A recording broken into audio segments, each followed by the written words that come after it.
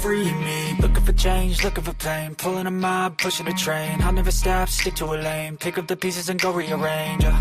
I'll be the best above all the rest, put me to the test and expect nothing less. Your check is I'm chess, what's happening next? Yeah. He got the venom, a tangible weapon, no coming in second. This life is a lesson. He got a new engine from pain, it's a blessing. New focus, no guessing, just bold and obsession. All in his possession, you got their attention. I'll leave an impression and take your redemption. Just kill no discretion, your mind is a weapon. 11-11, it's time for progression. You could try to play, but you're never gonna beat me. Look the other way, what I'm doing ain't easy. Bloody hands stained from the people who deceive me. Muddy hands break through the chains, go free me. People like sheep move feet, hurt it easy. You don't wanna be fast asleep when they're scheming. Better stand tall, ready for a fight, believe me. When they try the chains, you can say no, free me. So he's been looking for somebody who could save him, instead of searching inside for what they gave him. A strong will, strong mind causes mayhem. We could change the world, change times, rearrange them. Staying on pace, running the race. Life is a chase, I don't want a place. I wanna be first, work till it hurts. Dehydrated thirst till I'm in a hearse.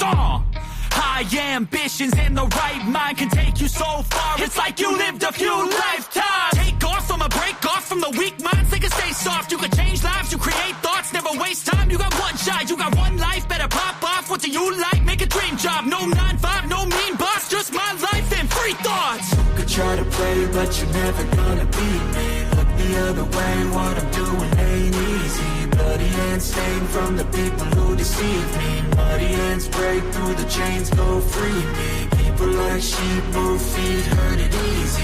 You don't wanna be fast asleep when they're scheming. Better stand tall, ready for a fight, believe me. When they try the chains, you can say no, free me.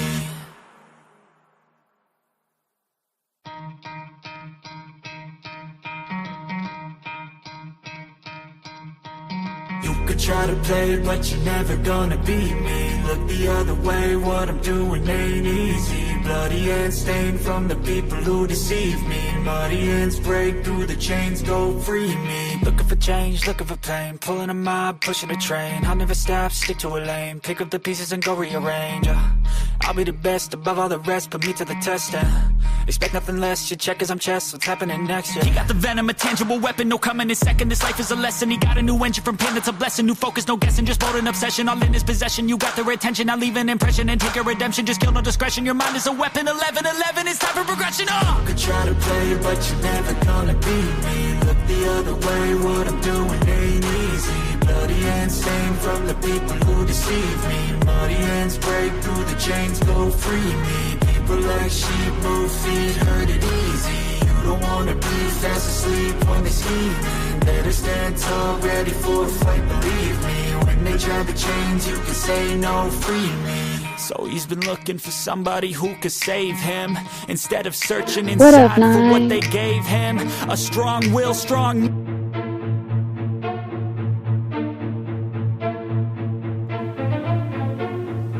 Trapaholics Mixtapes.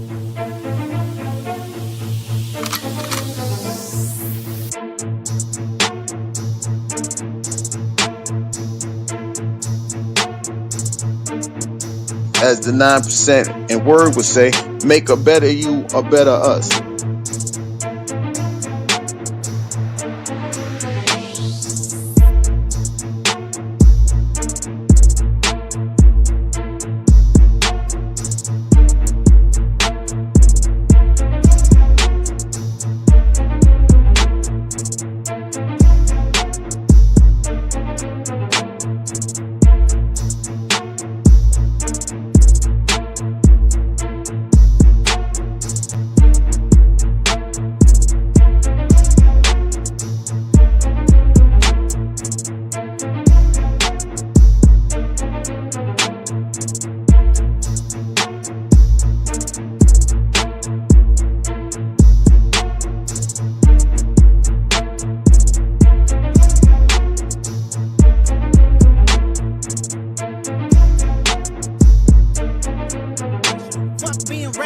Give them what they ask for. Who do you think you are? I'm the word. Boy, I'm the one who put in the work. When I move, is it a quick rumble? I will never ever fall, never stumble. And I don't need to be humble. break down walls like Jericho crumble.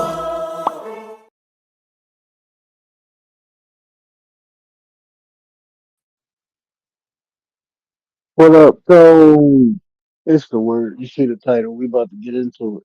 But before we do that, do me a favor, man. Hit that like, and if you know, hit that subscribe, man. It's free to you, but it mean the world to me. Hey, if y'all got the ability to hype the video up, hit that hype button too, man. We got a new button, the hype button. It helps push the video out to the algorithm, so we get more people over here to have more conversation. Right?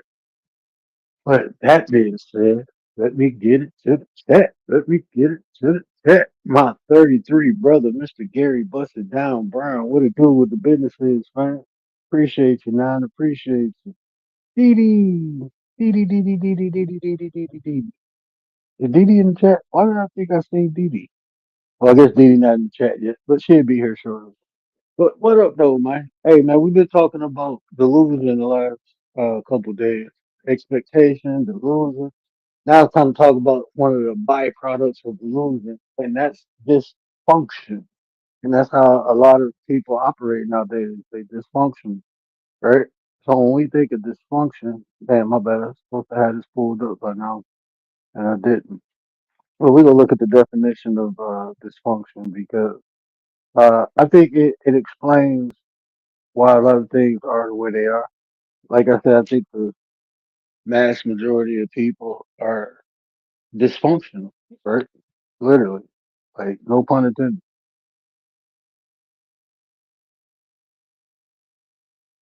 Oh, man, hold on, bro. I gotta switch profiles. Why is this? Okay, here we go. I bet I don't need y'all all to my business.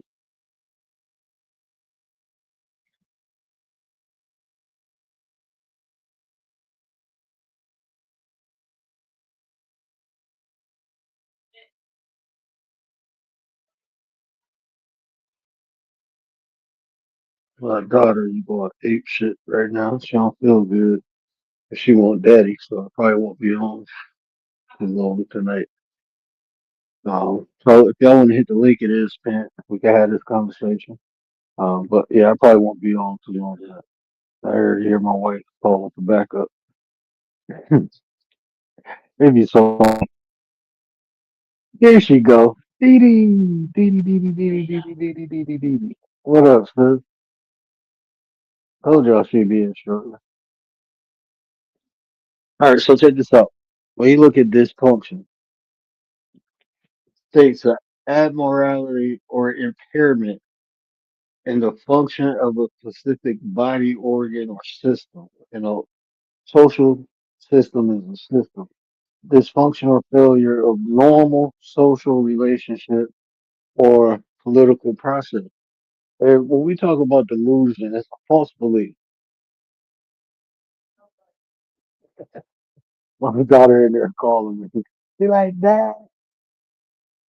Hold on, give me 1 second, right? Give me 1 second. She going ape shit. Here I come. Here I come.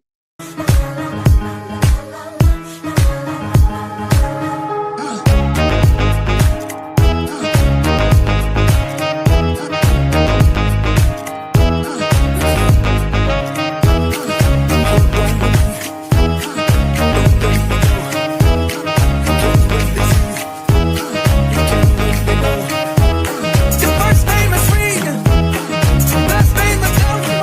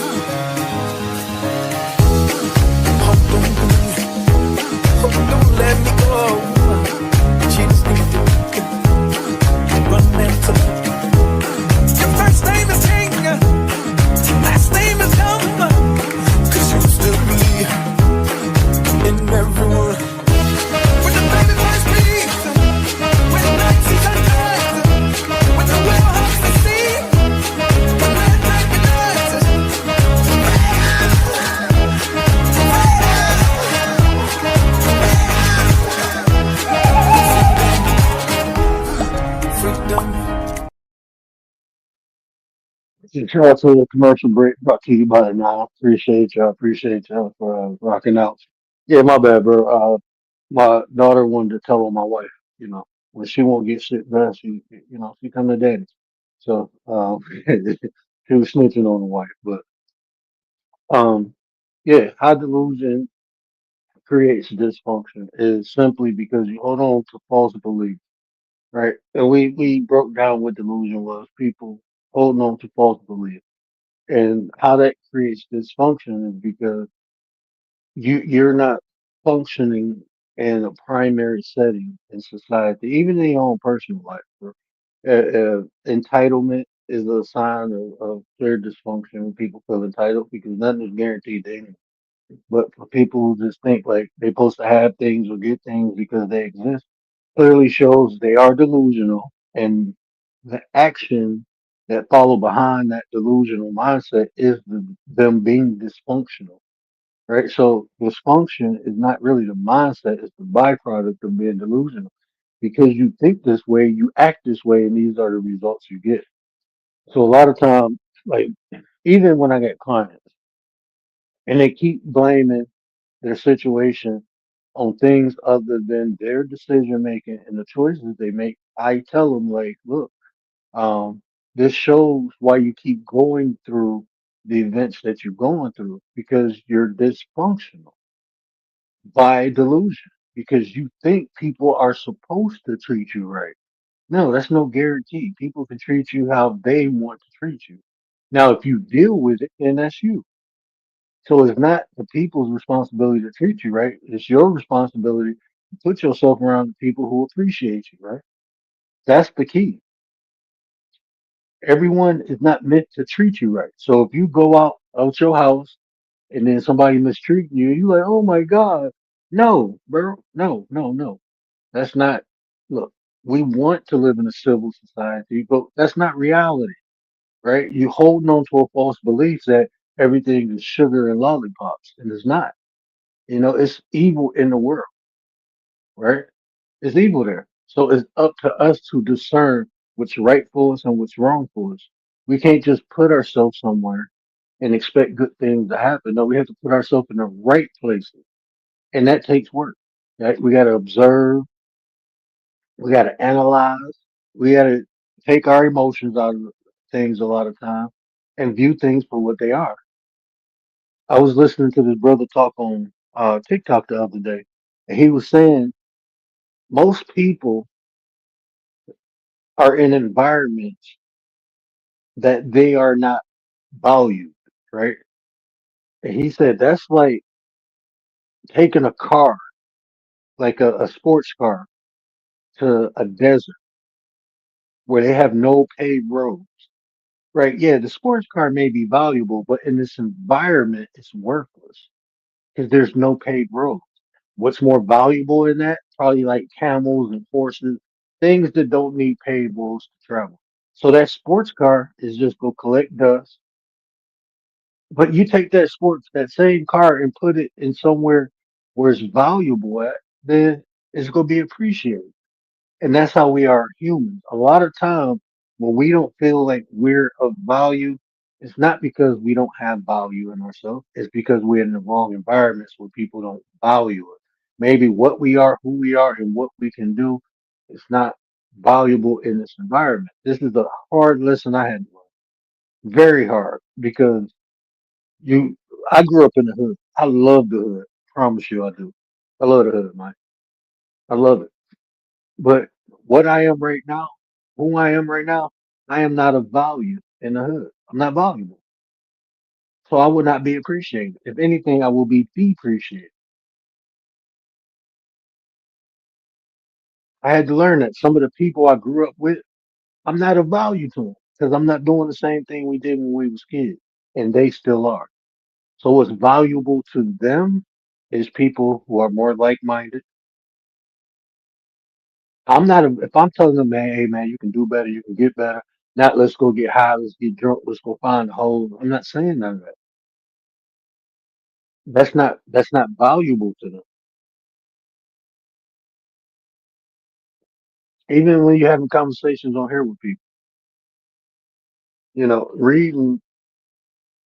Everybody on here don't want to be educated, don't want to be motivated, don't want to be inspired.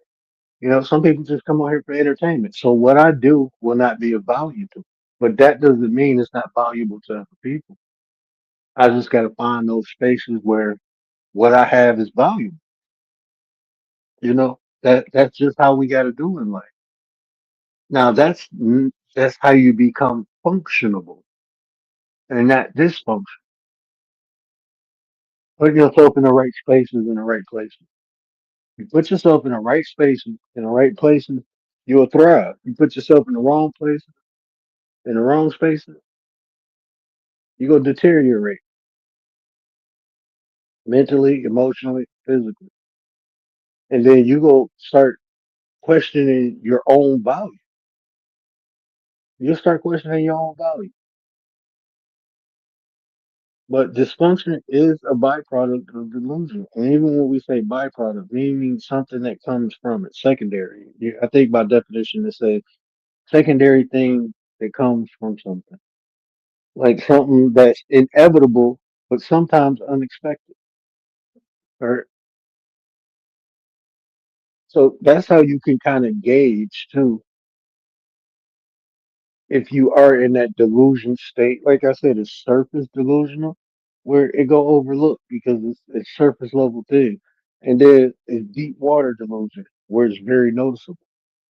And most people function off of that surface delusion, but that's how you can tell what are the results from. What am I receiving from the way I'm thinking? What results do I yield? What comes from it? Everything has a cause and effect factor to it.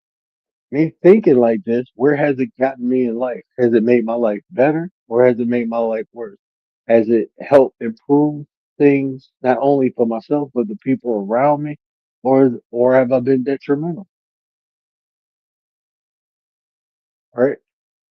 You got to introspection. You have to look inside yourself and be honest, man. That's one of the hardest parts is to be honest. Right? Be honest with yourself.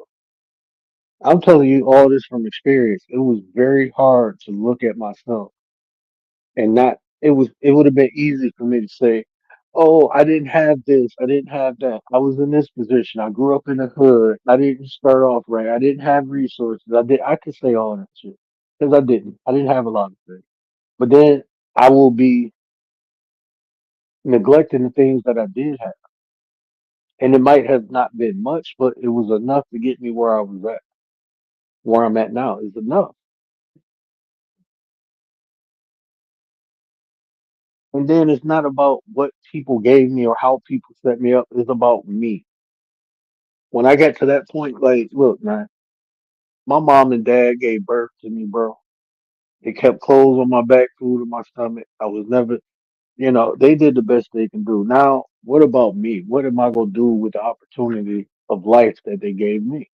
A lot of people don't think like that. They think about what their mom and dad didn't give them, what their mom and dad didn't do. And they neglect what they did do or even tried to do. People, when they become adults, they see how hard it is, but they forget that they was kids too, right? You was the kid. And why is that significant? Because when you was a kid, you had a mom and dad doing the same thing that you doing now. So imagine how it was for them. When I go through things as an adult, as a parent now, I be looking back like, okay, that's what that's why mom felt like that, or that's why mom did. It made sense because now I'm experiencing it. But before I experienced it, sometimes it was hard to understand. Like, damn, bro, you could have let me did this. You could have been more lenient. You could have did that. But now I see why she did that because as a parent, I'm thinking the same way. Like, protect my babies. I used to be like, man, why my mama always coming to pick me up? My mama came and picked me up. I got into one big fight in middle school. After that, man, she made a way for either her or somebody to come pick me up from school. She made a way. Somebody was coming to pick me up. If she wasn't doing it, one of my uncles, aunties, or older cousins was. She just made sure, I had an escort home. And I'm like, man, I'm You get becoming older and stuff like man, I don't need nobody but now as a parent, like man, I'm probably gonna be picking my kids up in high school, bro. Because we just seen what happened in Chicago. That mom went and picked her kids up. Imagine if that mom wasn't there, what they would have did. That little boy and girl had to walk home by themselves. Imagine what would have happened to them. We'd have been talking about an unfortunate story if the mom wasn't there. Them little kids had malice and hate in their heart, beating on somebody. And that little boy was what, a fifth grader? And she said it was eighth graders jumping on him. Like growing up, I used to fight all the time. Right? I used to fight all the time. And when you, as a kid, fighting, you ain't thinking about. You just think about whooping somebody and whooping them good. You don't really understand the consequences and repercussions. Like you can whoop somebody and they get brain damage. They get some type of eternal bleed. They can lose their life. You're not thinking like that. You just like, I just want to whoop them. That's what you thinking. Right? You ain't thinking of the consequences behind the butt whooping you give somebody. Sometimes even as an adult, adults don't think like that. Anytime I'm about to lock horns, I know it's a battle of life or death. That's how I personally look at it because I know what I'm capable of, and I'm not going to exclude with some. I don't know what everybody's capable of. The person across from me might be a badass. He might be better than me. I don't know, but I know when we lock horns, it's a probability that one of us lose our life, and I'm gonna make sure it ain't me. That's my mindset. That's why I try to avoid physical altercations because I know I'm trying to go home to my family. And if that means I got to make you stop moving, then so be it. That's how I look at it, right? A lot of people don't think like that. They just like, oh, I'm a whoop 'em. Man, I didn't see working in the OR. I didn't see people get punched once or twice and have brain damage, bro, because they didn't hit the back of their head off of something. Like even me losing my eyesight, when I got kicked in the back of the head, trust me, I didn't have plenty blows in my life. It wasn't even a hard hit. It wasn't hard. But that's the thing. Like our body, you hit the right spot, it can be the wrong outcome. You can push your nose bridge is a bristle, right? And if you ever seen the skull, you always notice that hole in the skull part. That's where that bristle is at. But there's nothing really protecting that bristle from penetrating the brain. So you can push that bristle up the nose, you can push it up into somebody's skull, and it's over. It's over. You done punctured the brain. Ain't nobody thinking about that when they swinging on people. They just trying to hit them, right? Ain't nobody thinking about that. You can hit somebody in the temple, and your temples are very. They got that's one of the softest bones in the body. Those temples can collapse, and it can puncture the brain. Ain't nobody thinking about that when they fighting. They just trying to hit a person. Your rib cage. If you go from the center, which is called the sternum, and you'll feel all the connections. But when you get to the very bottom, you'll see is the gap there, of space. That's where they do CPR chest compressions at because that's where the ribs can collapse and actually push on the heart. Right. This is the purpose of chest compression. That's how you get compressions on the heart. But if you punch somebody there, where those ribs, those are the softest ribs you got. Those can break and puncture a lung easy. I done broke a couple people ribs just doing CPR trying to save their life. I seen one guy doing CPR and then the guy start coughing up blood. That's what he did. He broke the ribs and it punctured his lung. Now his blood, the guy didn't make it. He was trying to save his life, you know. But people not thinking about stuff like that. The realest one is in the building. Stop playing with me. What up, bro? Appreciate you, brother. Appreciate you. Ride or die. You want it. We live it. What up, Ryan? Hey, man, I was in there. I wanted to hit the link, but my daughter, she's still woke, man. I wanted to come up there and rap to you about that. But the baby girl still woke. She got a little cold. So yeah, she in there tripping with the wife right now. So I didn't get an opportunity to come up and rap with you. But yeah, that I definitely want to. I heard you saying you go do a part two. I'm gonna do my best to try to hit that panel. Because yeah, those conversations need to be had. But yeah. So like even me knowing all this stuff, right? I will be delusional to think if I get into a fight that you know um somebody can't lose their life. That'd be delusional because I know these things. I know these things. So I will be delusional and then fighting somebody who's not a part or can't defend themselves properly against me fighting them. That'd be dysfunctional, right? That'd be dysfunctional. Like I can really hurt somebody. But then again, it's people out here who think they just badasses, right?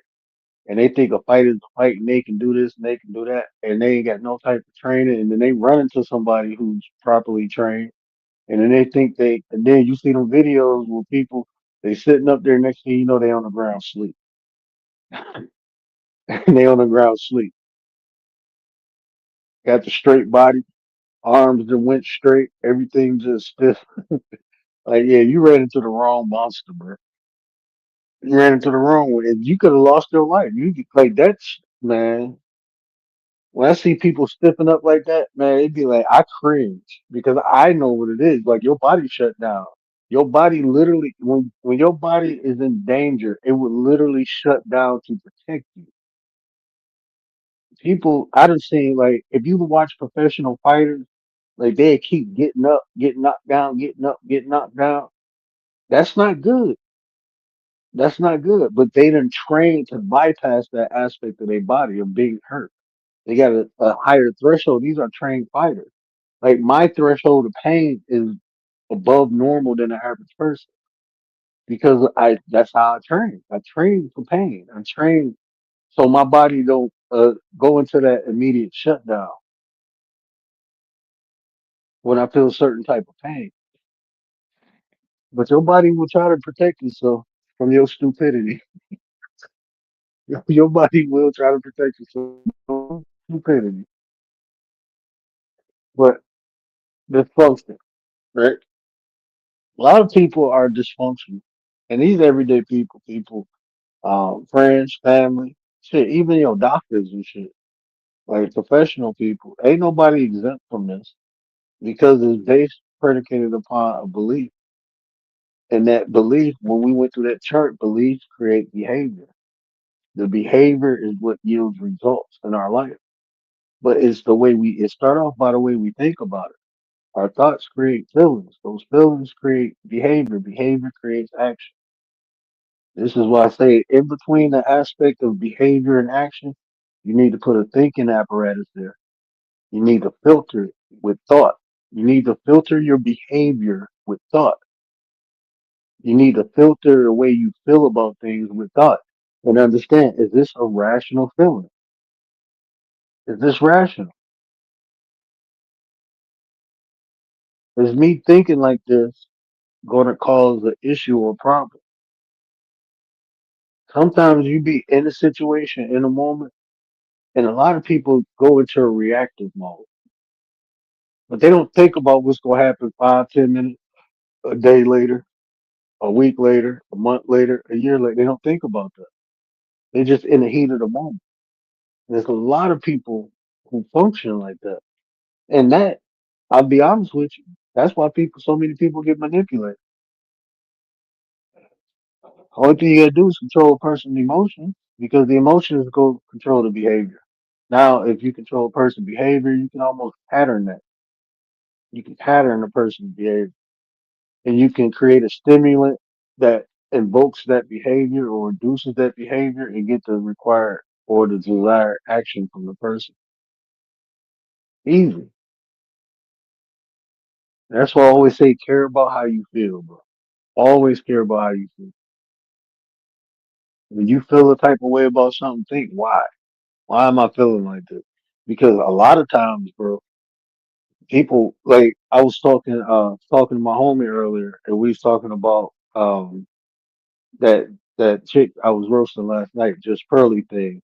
And the more I listen to her, like she says things to trigger black people. That's what she do. She say things to trigger black people, and you gotta then you start thinking why?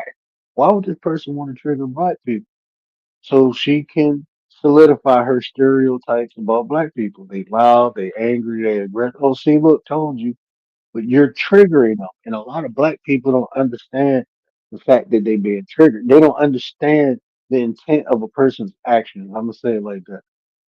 Because if I know you're doing this to get a rise out of me or to trigger me, and I'm not gonna let you have it. In fact, I'm gonna call you out about it. I'm gonna tell you your shit stank. I ain't gonna act like you just didn't shit on yourself, because that's what you did. So your shit stank.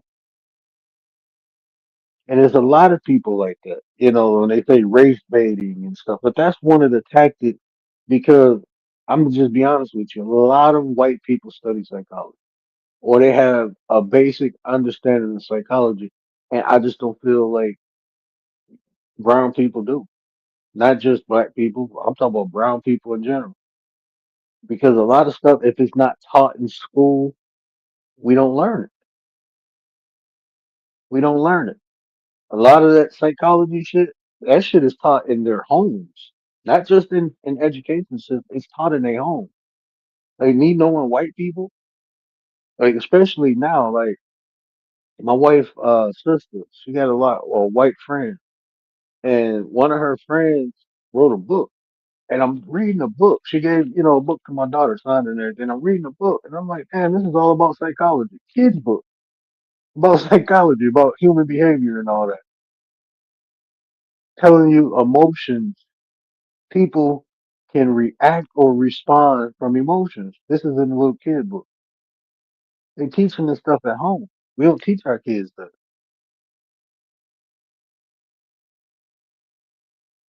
So they put up on game at an early age.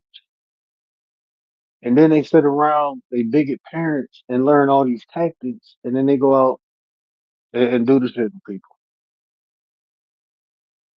That passive aggressiveness, the condescending, the gaslighting. A lot of brown people are just learning these narcissism. Like they just now learning these concepts.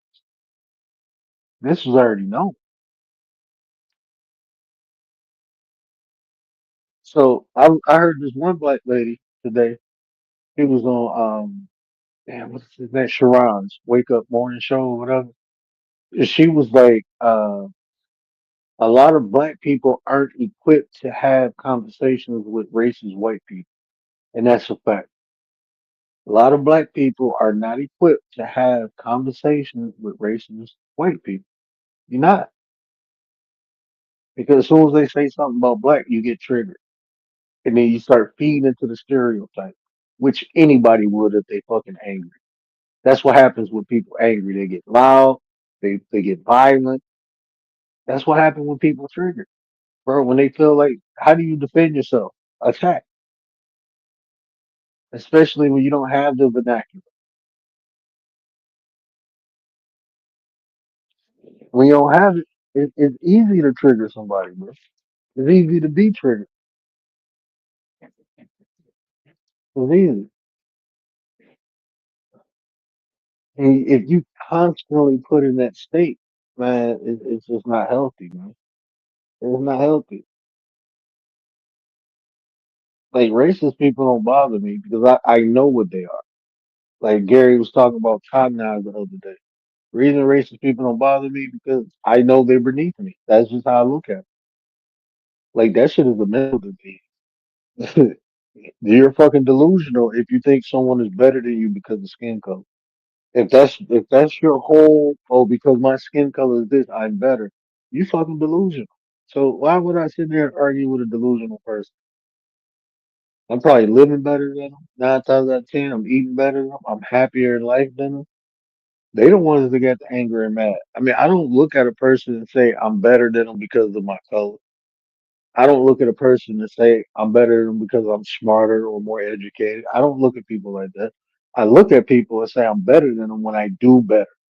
That's it. That's factual, right? If I'm doing better, therefore I am better. Now it can be various reasons why I'm doing better. That doesn't matter. But guess what? There's also people now. Me knowing that, if I can look at somebody else and say I'm better than them because I'm doing better, I can also look at other people and say they're better than me because they're doing better. Right? That's reality. So I'm not one of the delusional people better than everybody because I'm doing better. No, I never think that. I don't do that participation trophy. I don't believe in participation trophy in life. I just don't believe in it. Mic check. Okay. I had to switch headphones. Didn't know if it picked up. But yeah, I don't do all that participation trophy thing. So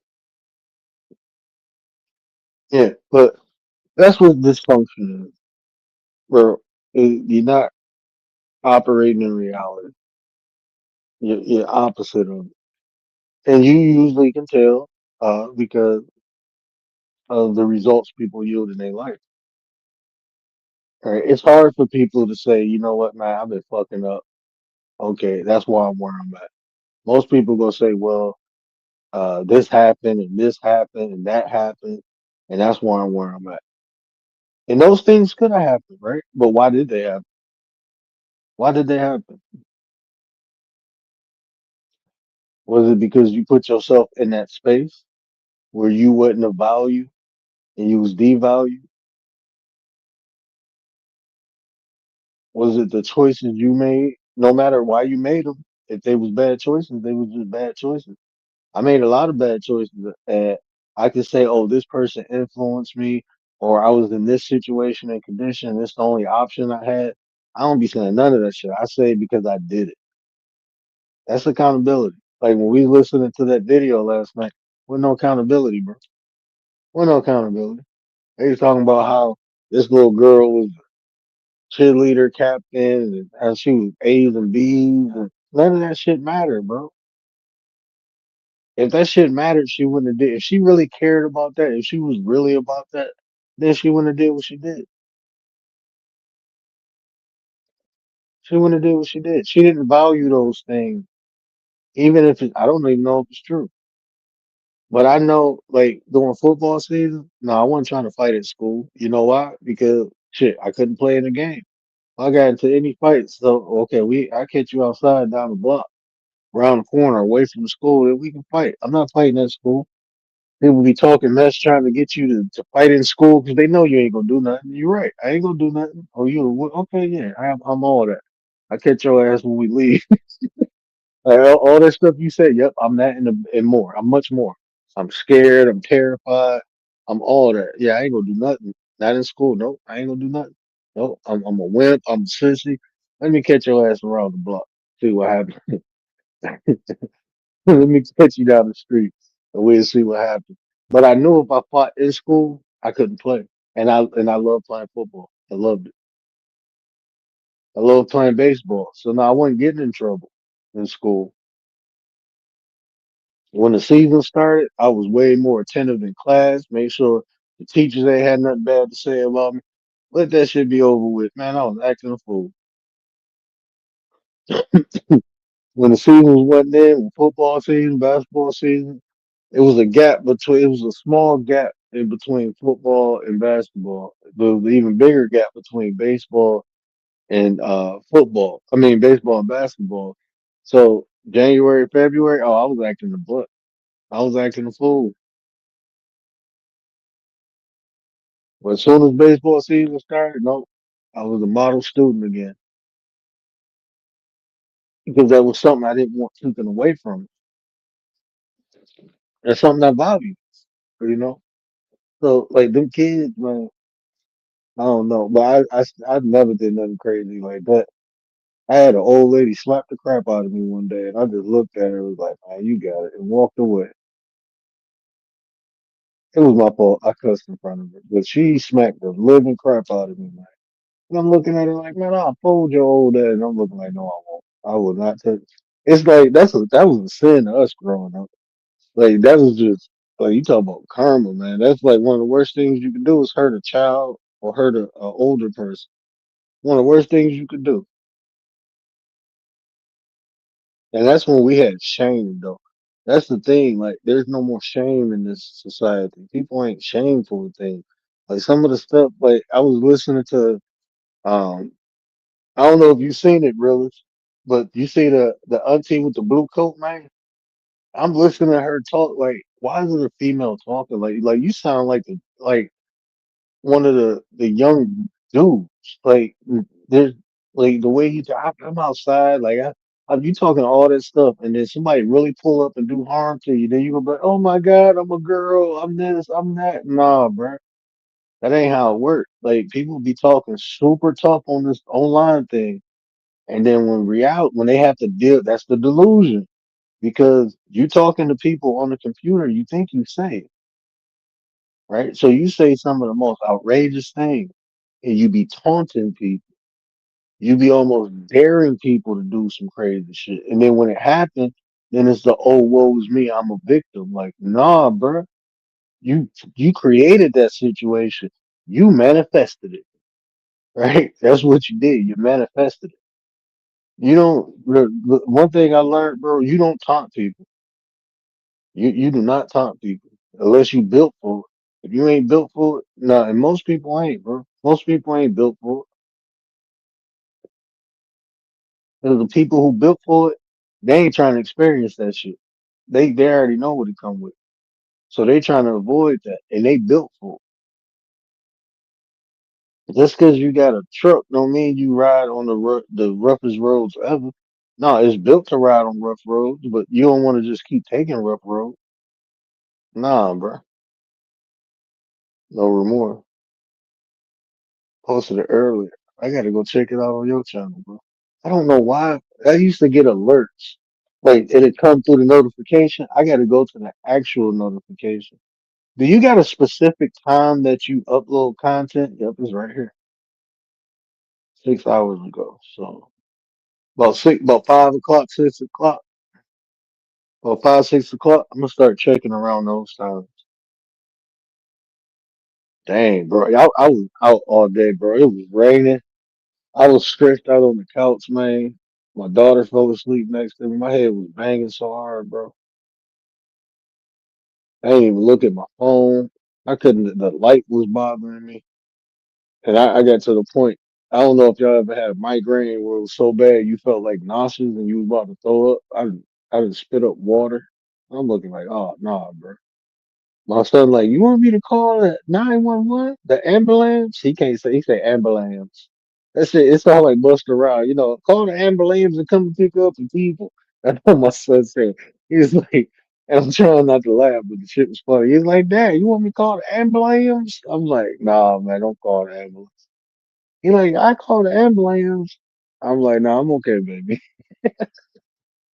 But my little dude got my back, man.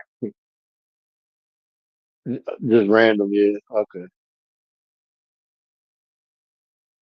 Yeah, I tried to.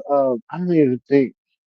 I don't know how that hype thing up, but I've been trying to hype people videos up. Let me see something. I don't even think. I don't know if that's like people got to be monetized to do it. Like a person got to be monetized to do it. But I know I see it on some people videos, but I don't see it on everybody videos. So I don't know quite how that hype button thing works. But I know Commander hyped my video up a couple times. I know she hyped it up. I think I don't even know how you get hype. You get points to hype videos up. I know I just hyped somebody video up and it costs like 7,000 points. But I think every time you like something, you get points. I don't know if it works like that for every time you watch something. I don't know how you get the points, honestly. But I notice is like I start seeing like more points the more I like videos. So. And I don't know if it's like I don't know how. I gotta research to see how that works.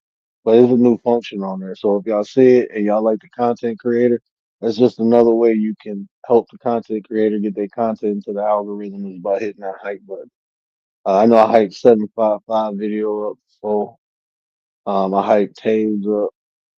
And it was somebody else I just watched today. I hyped them up. Yeah, I be trying to hype people videos up if I can, bro. It's just points involved. Yeah, I don't quite know how that worked, man. I gotta find a person who know about YouTube because I don't really know all about it, and I ain't trying to learn all about it. I rather have people around me who know the things I don't know. So I gotta find one of those people, man. One of those people who do YouTube, like who know all the ups and the ins and outs about it. Yeah, man. But I don't know, bro. I just be listening to people on here, and it's just sometimes it's unfortunate, to hear people think the way they think. But then you start when you hear about their life, man. Then you start understanding why they yield the results they yield. You know what I'm saying? I mean, we all go through stuff in life. I don't think I went through nothing more detrimental than anybody else did. But at the same time, I know um, my intent was to become better, be a better person, and I used the life events that I've been through. I used it. I used it. I learned from it. When I say I used it, I mean I learned from it, and I didn't let the situations define who I am, but I used the situations to redefine who I am. If that makes sense. Like we can all go through the same thing, but the outcomes will be different based upon how we chose to deal with it. Sometimes you might have to go to therapy and get help. You know what I'm saying?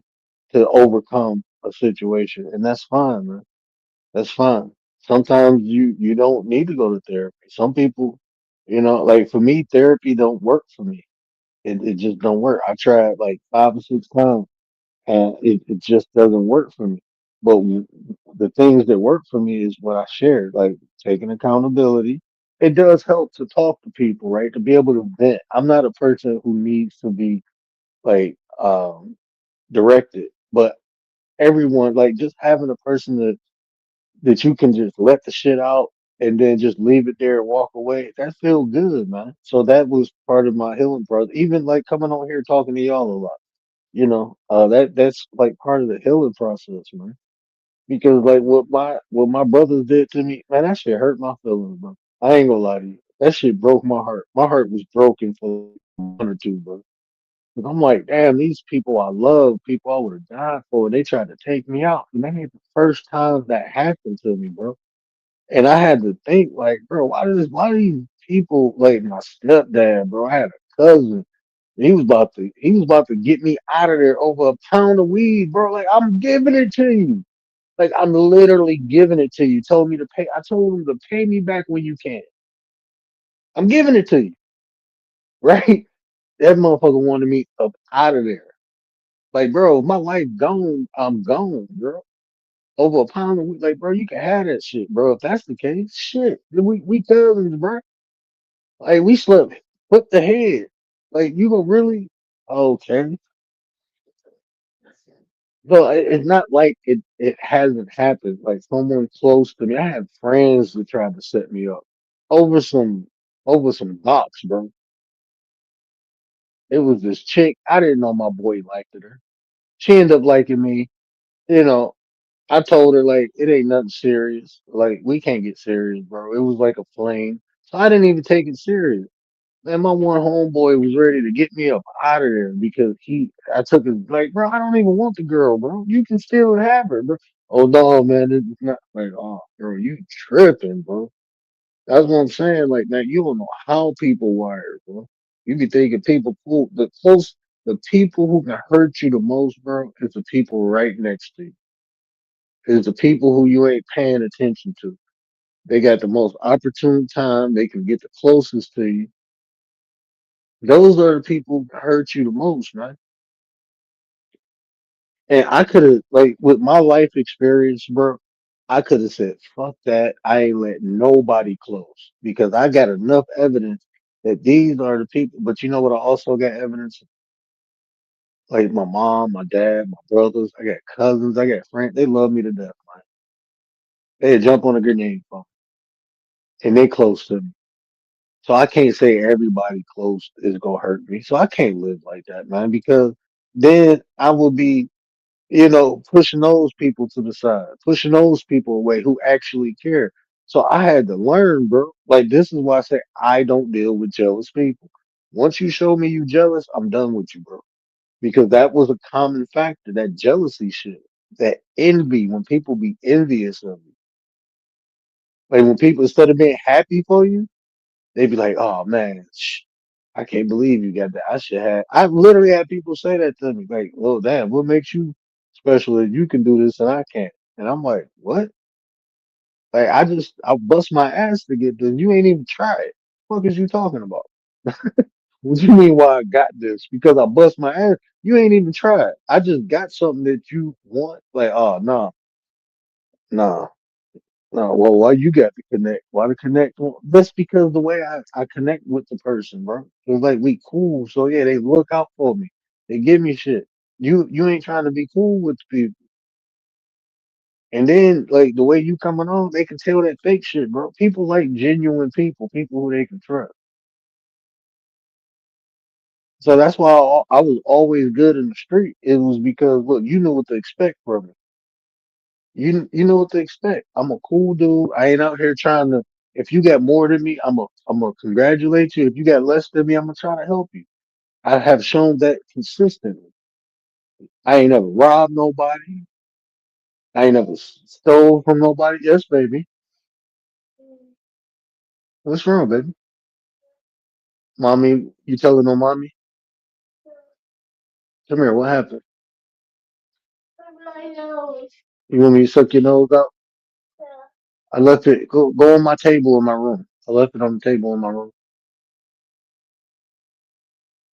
Hey, go on my nightstand. It's on there. So what it do with the business is, fam? I'm dysfunctional person. With me, I don't bring people down with me.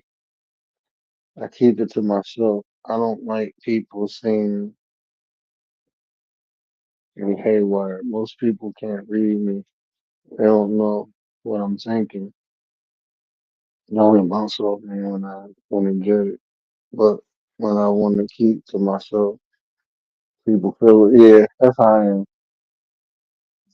Yes, we can make one dysfunction. Yes. Yes. Easier to put that night. Yeah. I'm reading, baby. Get closer to it. You don't see it. Yeah. Our accurate is creepy. Yes. Hold on. Don't touch that. Nah, you just want to push. But hold on. Let me suck that boogers up.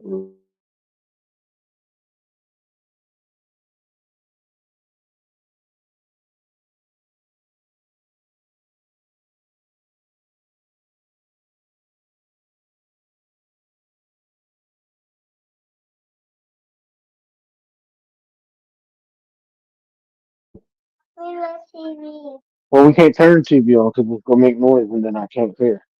When when I get done, I turn the TV on. Okay. I want you to go lay down with mommy. I'm almost done. Uh huh. I'm almost done, baby. Almost done. Go lay down with mommy. What's wrong with your throat? You want a cough drop? Okay, you look sleepy. Come on, let's go get a cough drop. Oh, she talking about hot little buddy. Now I wouldn't know that my kids get on my nerves just like my wife do, bro. But I wouldn't have it no other way. I'd be dysfunctional if they didn't get on my nerves. Yeah. So I'll be honest with you, bro. I just feel like, and this is all love, and this is, I mean, it ain't saying nothing bad about you because we all go through I ain't gonna say same process, but we all go tell mommy to open it for you. Go tell mommy to open it for you. Let me finish this, baby. Almost done. Let me. You ain't having that, huh? She called me right back. But it's you've been through a lot, bro. You've been through a lot, and you're in the process of making it make sense, right? Or trying to understand why you went through it, or what was the purpose of you going through it. And that's a process, man. It's a process. But hey, bro, you got us here, man. What? Did you put it in your mouth? Why not? Yeah, suck on it. Don't chew it. Suck on it. Huh? Where you put it at? You threw it on the floor? Why? Why you threw it on the floor? Well, come sit right here, though. Come sit right here until Daddy done. If you go sit down, yeah, come sit right here until Daddy done. Your butt supposed to be asleep. I knew you want to go to sleep. You took a nap earlier. Yeah, so it's a process, and it's not something. It's not something to be ashamed about. It's not something, and in that process, you'll figure out what works for you and what don't. Me, I like to isolate myself. I'll be honest with you, bro. I will isolate myself in a minute because I know when I can think clearly, then I can make sense out of things. So, like I said, therapy works for some people. Um, and self isolation works for some people. There's many tools out there. You know what I'm saying? It's just about us finding the right tool for us. You know, there's no manual. They try to say the Bible is the manual, but even reading that, bro, all the answers don't be in there. All the answers don't be in there, bro. Yeah, and see, and just being able to admit that a lot of people can't admit that. You know what I'm saying? Like I got hate in my heart, and I tell you, bro, like it took me a while to get all the hate out my heart, bro. It took me a while, but once I got it out, I wouldn't let it back in, bro. Like even if I felt it, I had to get rid of it real quick. And the only way I got rid of it was to be able to identify it. Like hate is a feeling, right? Is a feeling, and it comes from somewhere, right? And a lot of times it's from our childhood, man. A lot of times it's from our childhood. But even you being a spiritual person, right? Just talking about metaphysics, pull everything else out the window. When we talk about metaphysics, one of the main principles in metaphysics is we came into the avatar to have the specific experience. Like we chose to come into the avatar we came into, right? So even when I look at my situation, I didn't have the regular upbringing. My grandmother raised, up until I was 9. So I didn't have my mom and dad up until I was 9. And then even after that, I moved with my mom to a whole nother state with an abusive stepdad. See, like when people told me, I'm like, why the fuck would I choose to go through this shit as a kid? Why would I choose to go through it? But then now when I look back at it, it makes sense, bro. I'm built D tough. That shit molded me, and I got molded and forged at a young age to endure the things I had to endure later in life. If I didn't have that tough upbringing, I wouldn't have learned the lessons. If I wouldn't have learned the lessons, I wouldn't know how to navigate as I got older. So no, it's not ideal, but it was necessary, right? It was necessary, but it wasn't ideal, it wasn't comfortable, but it was necessary. I used to wonder, like, man, this person got it all. Why they choose to end their life? Because they didn't have resilience. They wasn't resilient. They didn't know how to overcome things because they never had to. And now that they older and going through this, they don't know what to do. So the thing that made sense to them is just to end it all. They didn't know this was only temporary. They didn't know that. But that also prevented me from putting myself in other situations to even get to that stage. That's why I ain't had kids until I got older. That's why I didn't have kids until I was older because I seen my friends, my family. I had enough examples to learn from that I wouldn't make the same mistake. That's my perception though, how I looked at it. Because some people look at it like, oh, that's normal, it's supposed to happen. That's inevitable. Like this is just what happens because that's all they ever seen. Having kids out of wedlock, having a missing father in the home. That's all they seen. So they became desensitized and they became conditioned to those conditions.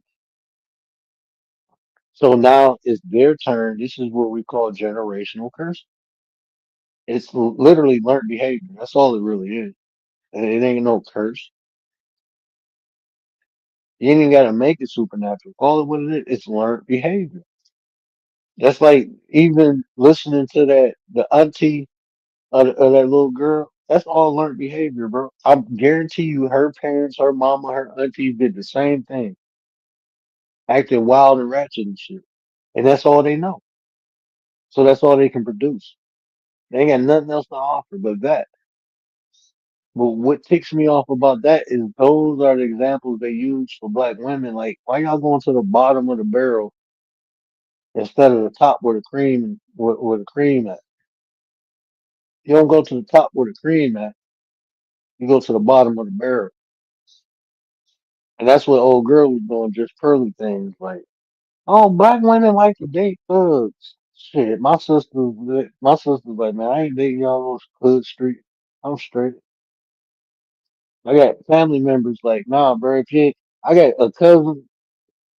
She only date people with master's degrees and higher. That's her standard.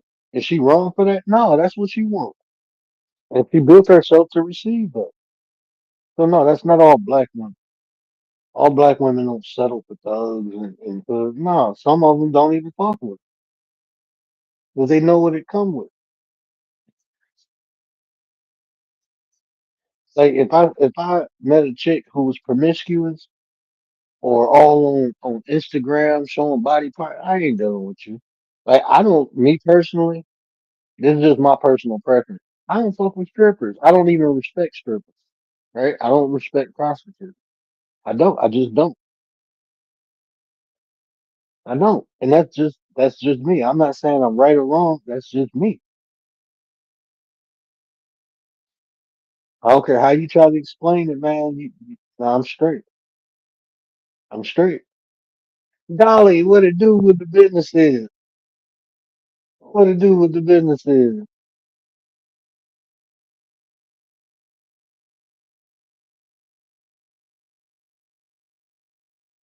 You know what, man? Realisburg. Look, I've been to the strip club a total of 3 times. Like when I went to the strip club before I was even 21. That's when it was exciting.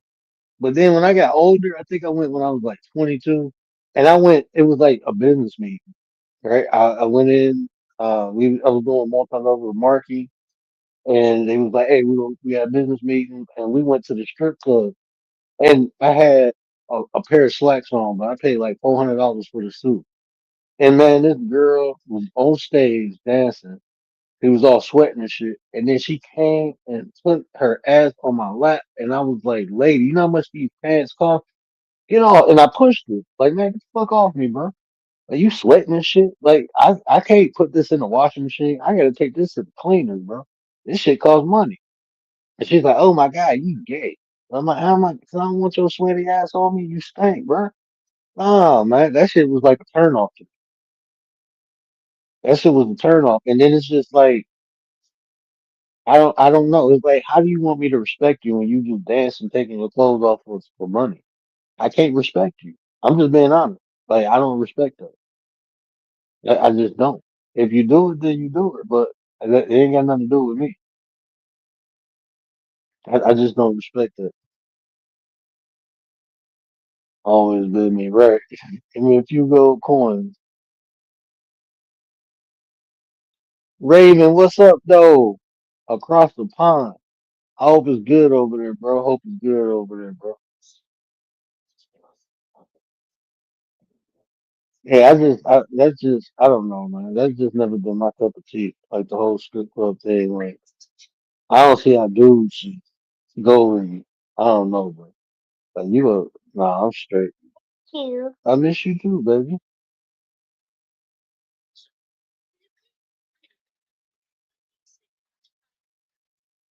Yeah, man. It's like, um, yeah, when women do that, bro, I'm like, damn, you ain't got no more value to yourself. Like, I don't know, man.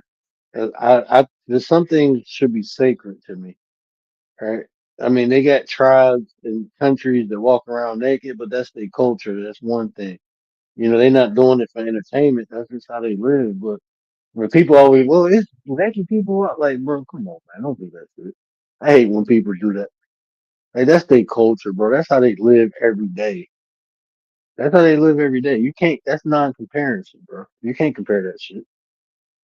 What tribes that like the Zulu tribe when they do performances? A lot of times the women be topless. That's their fucking culture, bro. They're not doing that so people can throw money on them so they can make a living. No, this is their culture. I'm not gonna shit on nobody culture, bro. Now you say your culture is a stripper, okay? That's fine. I can accept that. I just don't. I won't accept you. Like even like some of these Instagram models, all you doing is showing breasts and camel toes and shit. And like you think somebody of quality or value is gonna marry you? Nah, bro. You go get these thirsty ass motherfuckers who just want to ride and then call it a day, and then you complain about that shit. Oh man, ain't shit. They just want to do that.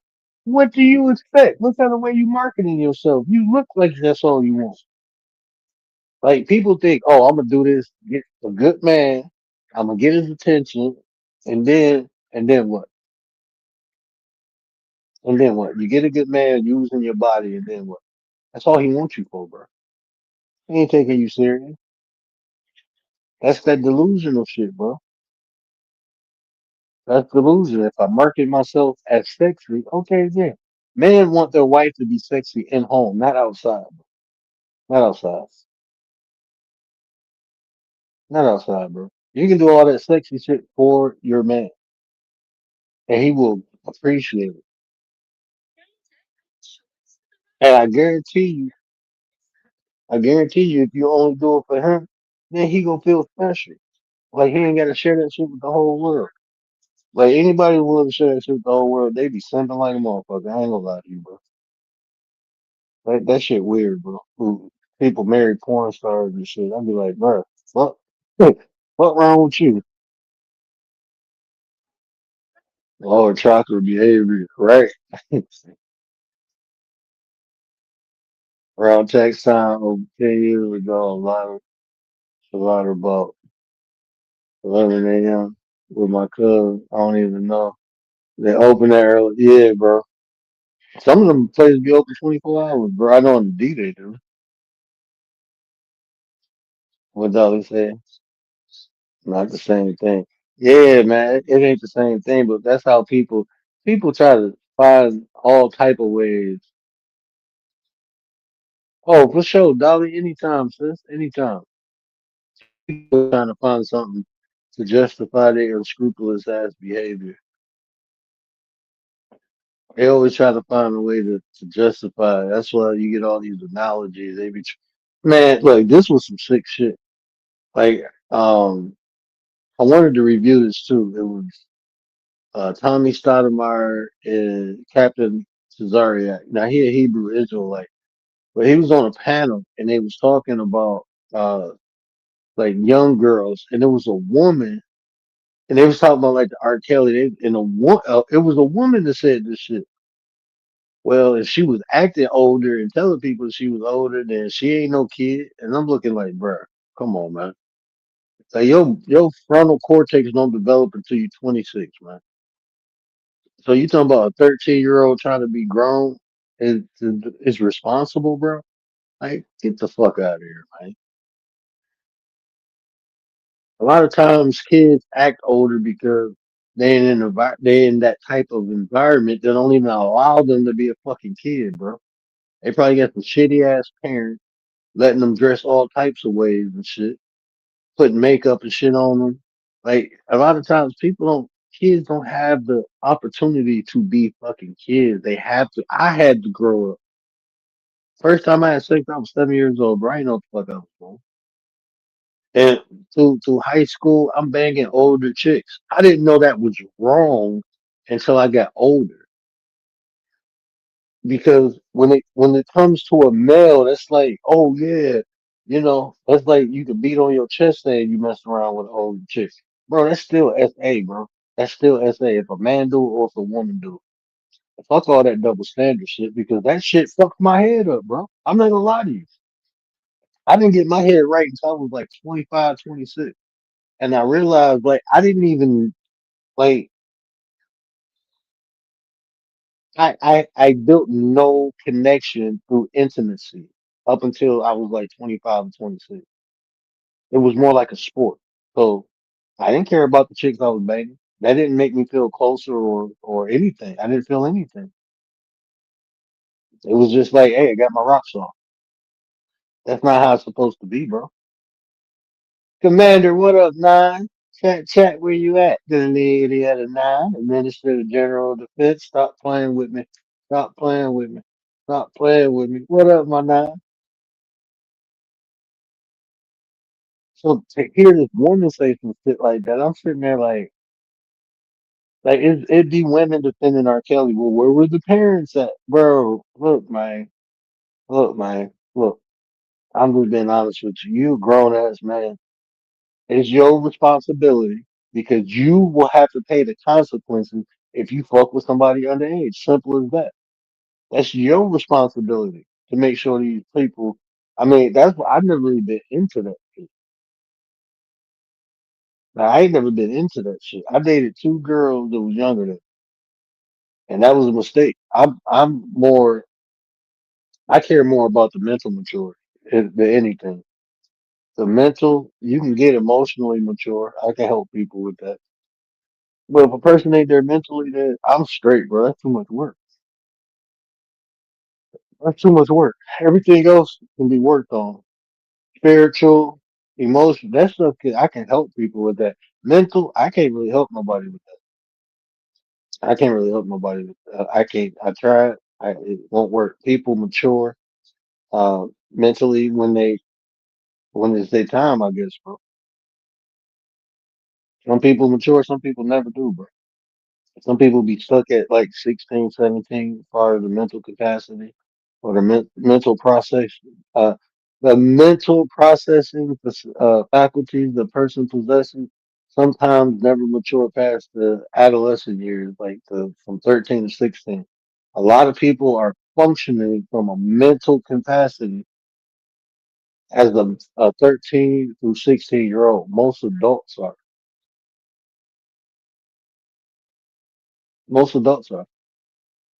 That's why you see older people acting immature,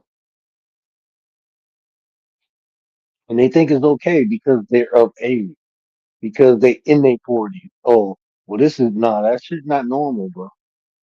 That shit ain't normal. That's how a child would act. That's how a child would react.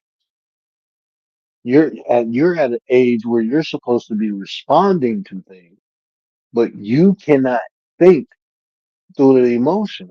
So you are very impulsive. You're acting off of the way you feel. Your feelings are not fucking logic.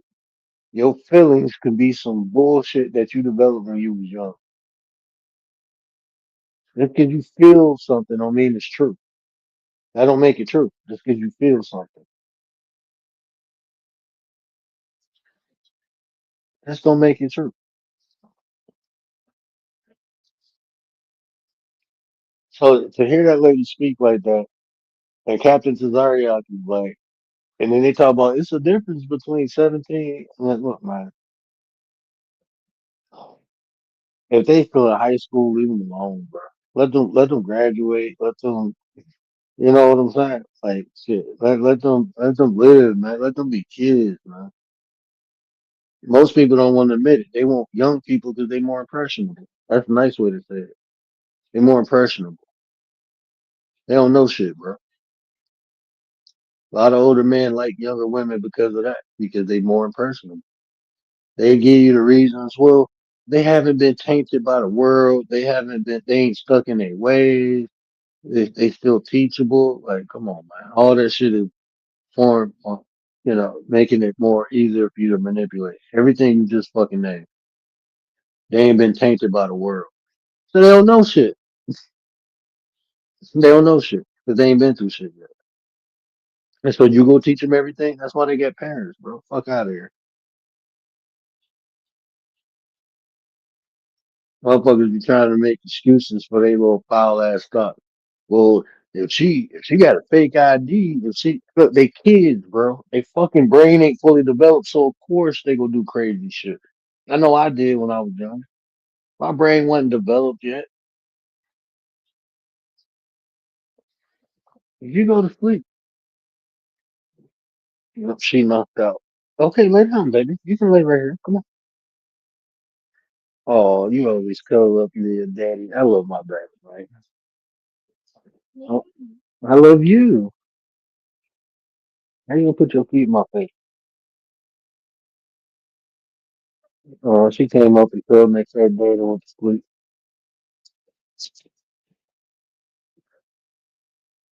And they say, don't call your little girl princess. Fuck out of here. It's my little princess. That's my baby cakes. I'm so proud. I mean, I'm so happy I had kids, man. My kids made me a better person. They really made me a better man.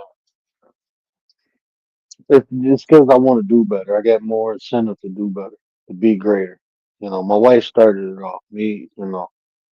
She gave me the responsibility, the duty to become a better version. And then these kids, man, I, I, I don't know how people ain't in their kids' lives.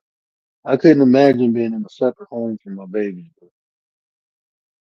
I could not imagine not waking up, not being able to hug and kiss my kids, wipe the coal out their eyes. I couldn't imagine that, man. People go through that every day, man. That's why I took my time. Like, if I can't do it right, I'm just not gonna do it, bro. I didn't think I was gonna have kids, honestly. I didn't think because I mean, I was in that phase where, like, man, you can't control how a person think. I never meet a person where I feel comfortable enough to be like, okay, I trust you. Yeah, I didn't trust for a while. Even when I first started coming on here, I told you like I don't trust. Man, I fuck with faith. I have faith in people before I trust, but my wife gave me a reason to trust people.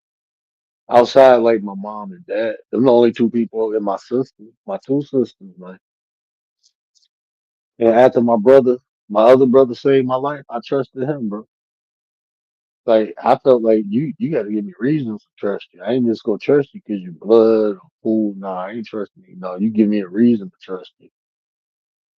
And my wife just did just that, bro. You know, she thugged it out. Cause I ain't an easy person to deal with.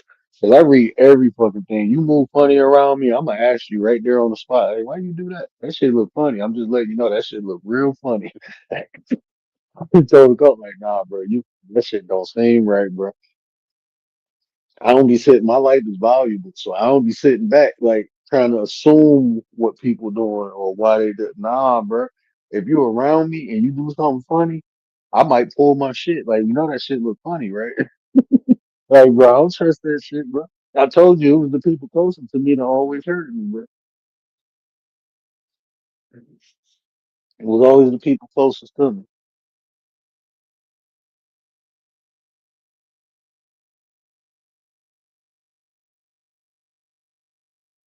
Yeah, man. And you know what's gonna make you a good father? If every day you figure out how to be a good father. I tell my wife that every day. She don't think she put enough effort in. I'm like, babe, the kids love you. Our kids don't need for nothing. They got shit they don't even know they got. I mean, you put them in the best position to succeed in life. Like, what else? You spend time with them.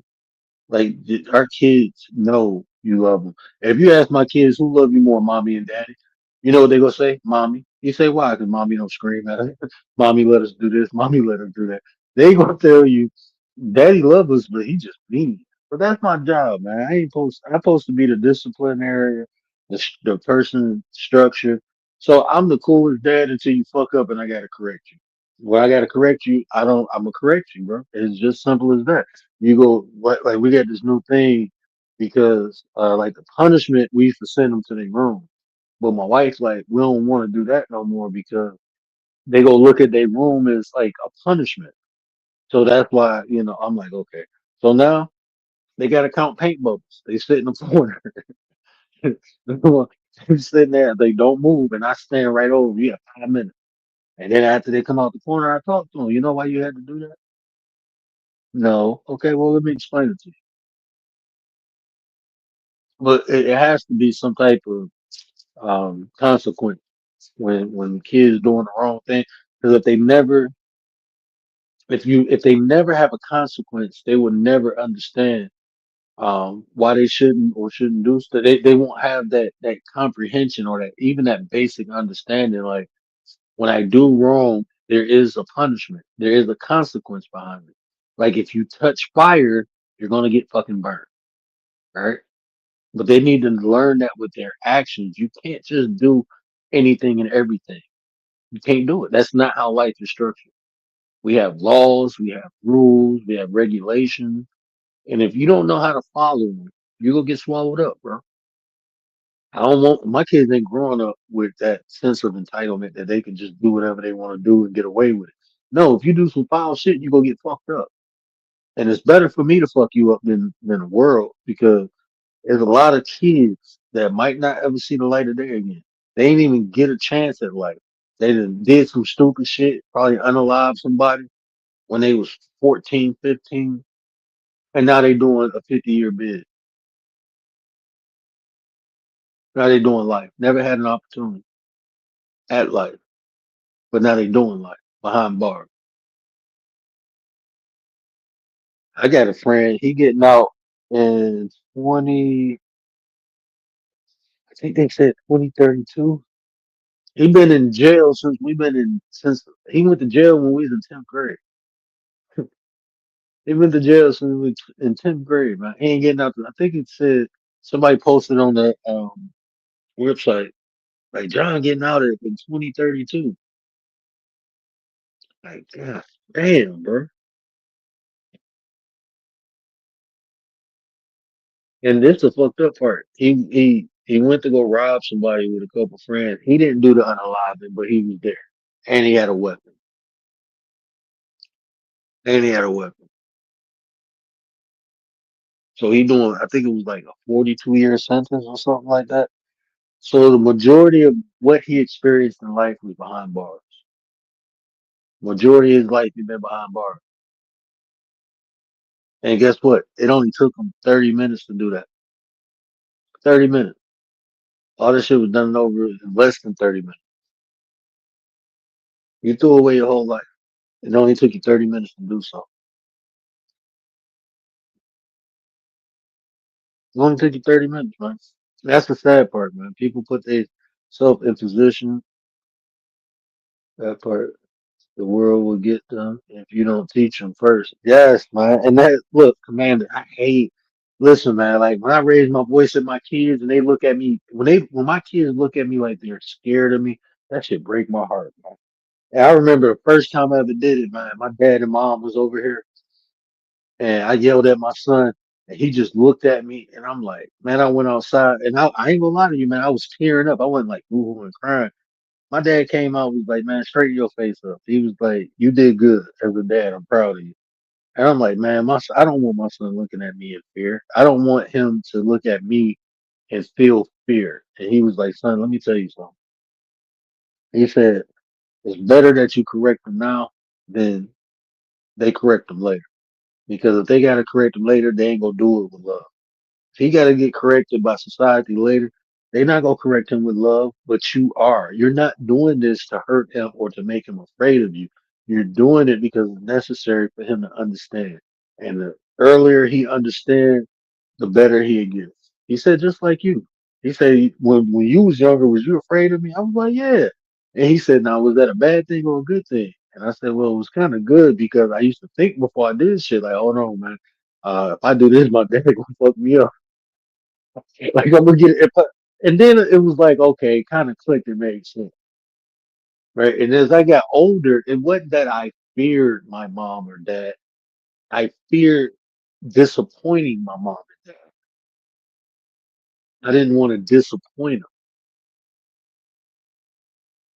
because the look, I would rather them be mad at me than disappointed in me. That shit ripped my heart out, man. Like, damn, I done failed them.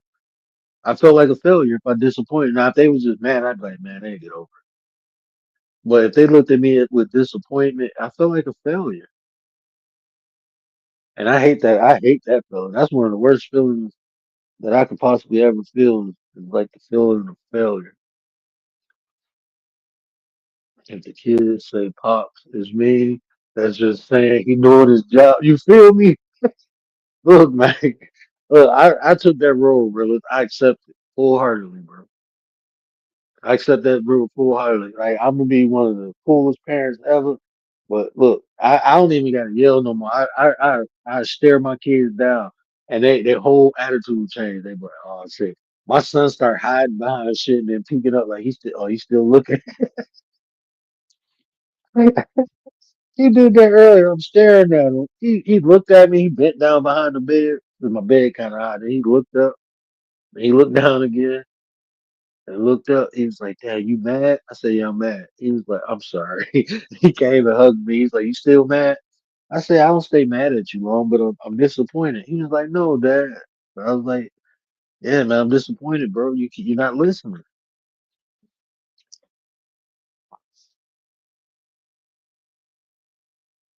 especially what's going on right now in the world. Facts, man. It's gonna be so different when he comes out. Yeah, man. Yeah, man. The world. That's what I'm saying, man. I'm preparing him for what I know, but he still will have to take what I know and advance it and use that as like a template because it's gonna be different shit, man. It'd be the same shit, just different conditions and situations, but you can still adapt the same principles. So that's why I'm just trying to get the principles instilled in them. If they got the principles, then they can look at it and articulate it and know what to use and what not to. Because I used to think that like, oh man, these old people don't know what they talk about. The world has changed. But the older I got, I realized like, nah, it's the same shit. It's just done a little differently. It's the same shit. So instead of people riding around in vans, opening the side, talk about little kids that got candy, they doing the shit on the internet, bro. Oh, your mom and dad don't love you. They don't want you to have fun. If you come with me, you can have all the fun you had. It ain't no different from the people riding around saying, "Hey, you want some candy?" Ain't no different. You're giving them something that they lack. If you can feel a desire, people are more susceptible. It's just how it is. You can fulfill that desire. People are more susceptible. Bruh.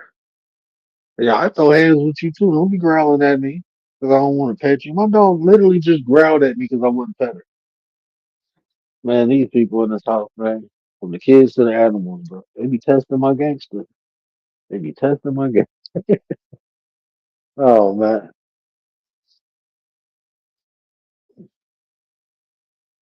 the next thing I had the other week, I've been so grateful for what I've been through as a child, and it did make me dysfunctional. However, grateful I have tomorrow to right my wrongs, right?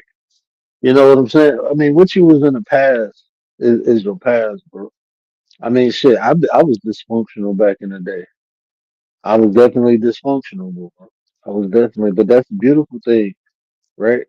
That, like Gary said, without the test, there's no testimony, right? That's what I was, but I became better. I just learned from my mistakes and some things as a kid. Like this be the hard part, bro. And this is what kind of traps people because, like, even when I say look at your past and learn from your mistakes, well, as a kid, you didn't have control of a lot of the situations, right?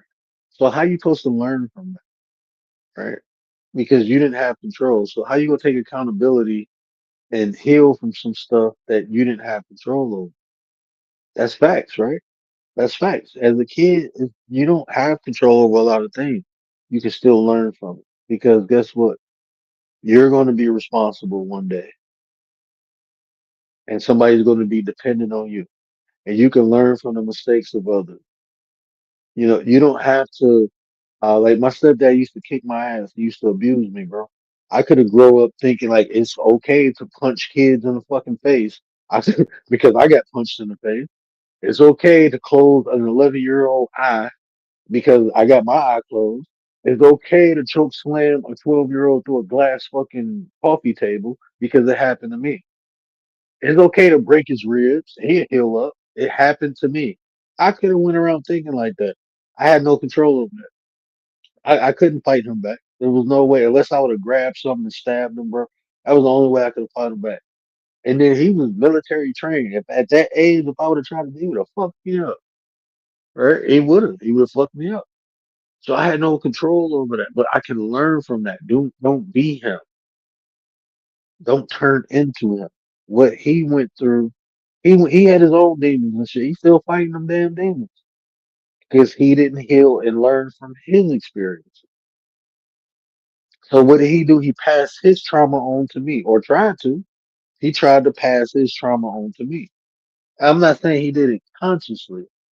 I'm not saying it was done consciously, but that's what happens. That's a byproduct.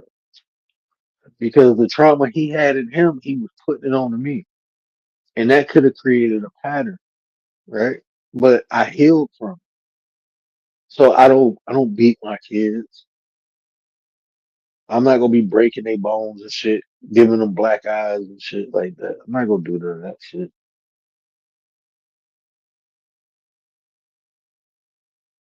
I learned from his mistakes so I wouldn't make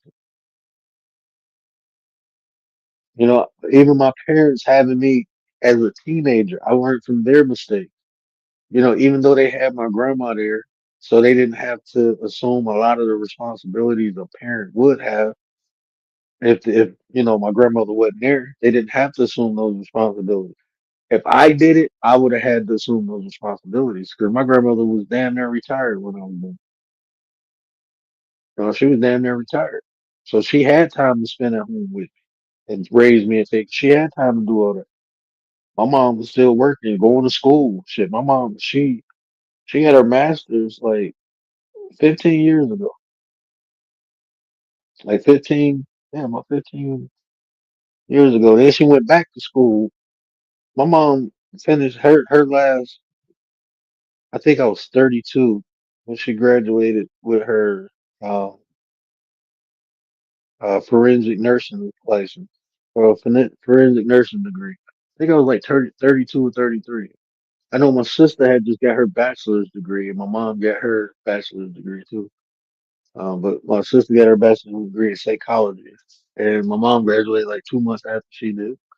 So my mom was still going to school even when I was grown. So there ain't no way if I would have had a kid, she could have raised them until they was 9, until I was on my feet, able to take care of them. Nah, that was a luxury for them. But it was still a mistake. I was a mistake. They wasn't planning on having no kid when they were 16. They was just trying to bump. They wasn't like, hey, we're gonna have a kid. No, they was just trying to, do a little nasty or whatever. So yeah, I was a mistake, and I'm fine with that. Some mistakes are the best mistakes, right? But the things I had to go through because they made that mistake, I learned from it, and I'm not bitter about it. And I know that okay, even though it worked out well with me, and that it might not work out if I put my child in that position. So let me make sure I'm effective and efficient. I wasn't having no kids until I found the right person, and I was in the mental and financial and emotional space where I can be effective and efficient, where I could be a good dad. Because when I was young, man, I wouldn't have been a good dad, bro. I ain't gonna lie to you. I would not have been a good dad. If I started having kids when I was young, I wouldn't have been a good dad till I was like in my late 30s, like mid 30s. So it'd probably been my third or fourth kid. Then I'm trying to be a good dad. The other ones would have been like, "Hey, man, figure it out." I did, and I didn't want to be like that, bro. I just didn't. I refused to be like that.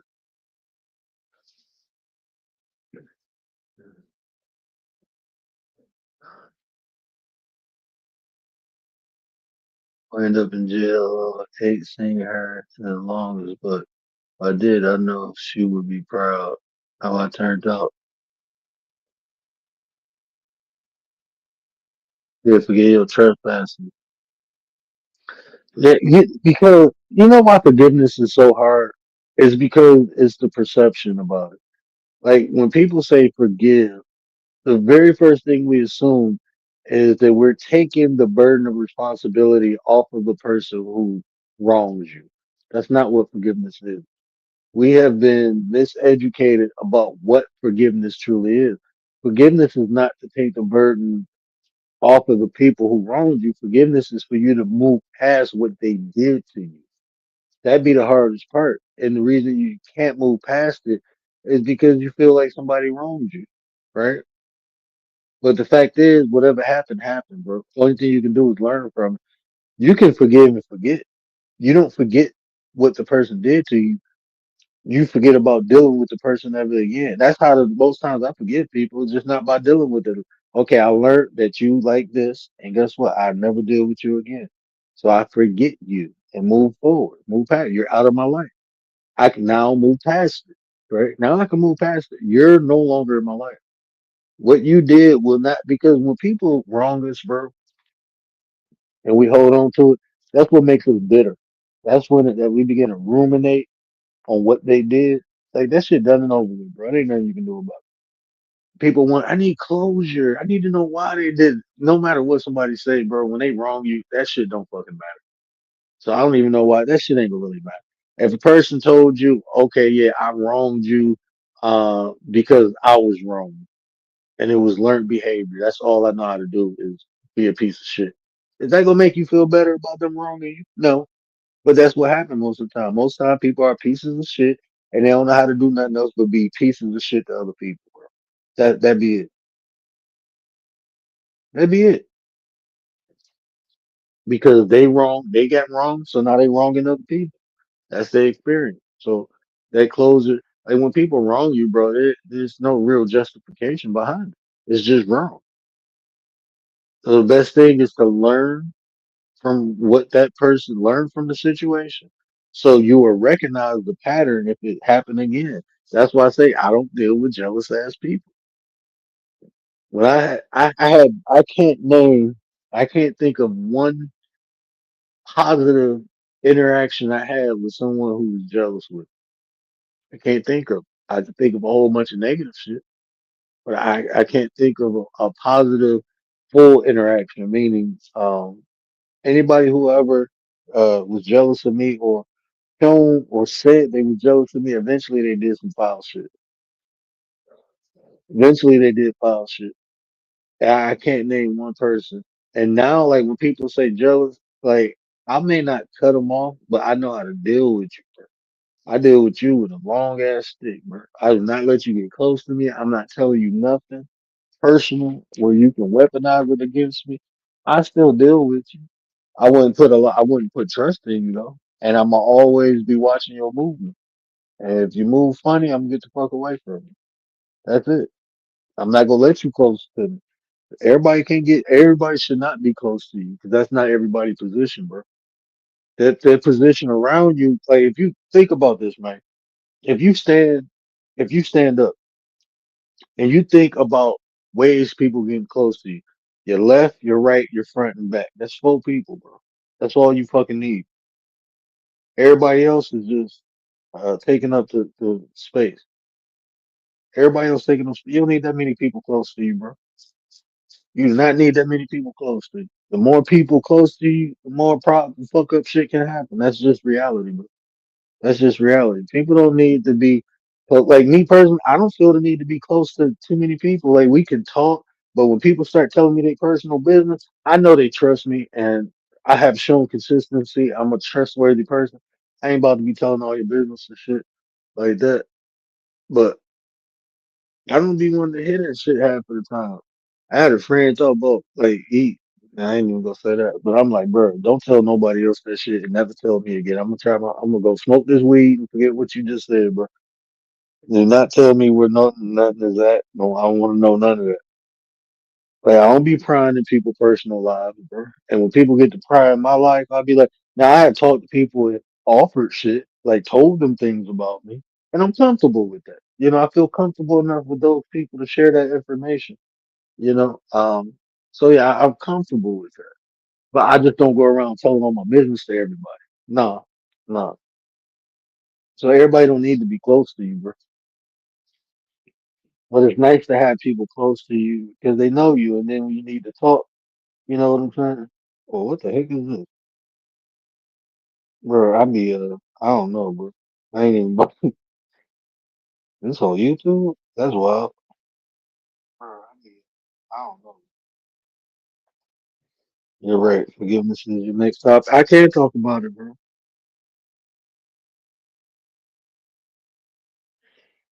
So that's unique too. Like because if you think about like if you can't forget something, right, mentally, usually it's a strong feeling attached to it. That's why you can't forget it. So a lot of times it's but you shouldn't like things that occurred in your life, it's not meant for you to forget. Like situations, even the most painful stuff, is not you heal from it, but it's not meant for you to forget because if you forget, then you're gonna end up going through the shit again, bro. It's just gonna be another cycle. So it's not meant for you to forget, it's meant for you to understand. Because everything has a lesson in it. Check this out, right? You know, the lady who got jumped in Chicago, right? That was an unfortunate event. A lot of bad things could happen. I'm pretty sure she had bruises and everything. The shit wasn't ideal for her to go through, right? It was negative shit. But this lady then got an opportunity to move out the hood. She had a nice house, her kids in a better school. There's no such thing as negativity without positive. It's just not. Negative and positive, they coexist in the same space. Everything negative has a positive aspect to it, and everything positive has a negative aspect to it. That's just how life is, bro. So even though she went through that negative shit, there's some positive shit that happened for her, bro. There's some positive shit that happened for her. Now, what she do with it, that's on her. You know what I'm saying? Whatever she do with it, that's on her. But everything we go through negative have a positive aspect to it. Everything we go through positive have a negative aspect. And it's just for us to understand. So a lot of those things that don't feel good, we just haven't noticed or identified the positive aspect of it yet. So that'd be the hard part to get to release that emotion, to release that feeling because it's a negative feeling, something we don't want to feel. But we feel like if we forget it, then we go through it again, and that's true. But it's not meant for you to ruminate on that emotion. Not meant for you to ruminate on it because that's how bitterness starts, right? That's how bitterness starts. Put some juice in a jar and leave it on the counter. Come back a month later and open it. It's gonna be sour, bro. That's how it is when we bottle our emotions up in us, bro. That saying that fermenting shit. That's what rumination is. It's like it ferment. And what when things ferment, what happens? They become bitter. So you have these negative emotions bottle up in you because you feel some type of way about some things you went through, and eventually you become bitter. And those emotions ferment, and that shit start rotting you from the inside out. Because oh, please believe it's gonna affect you in different facets of life.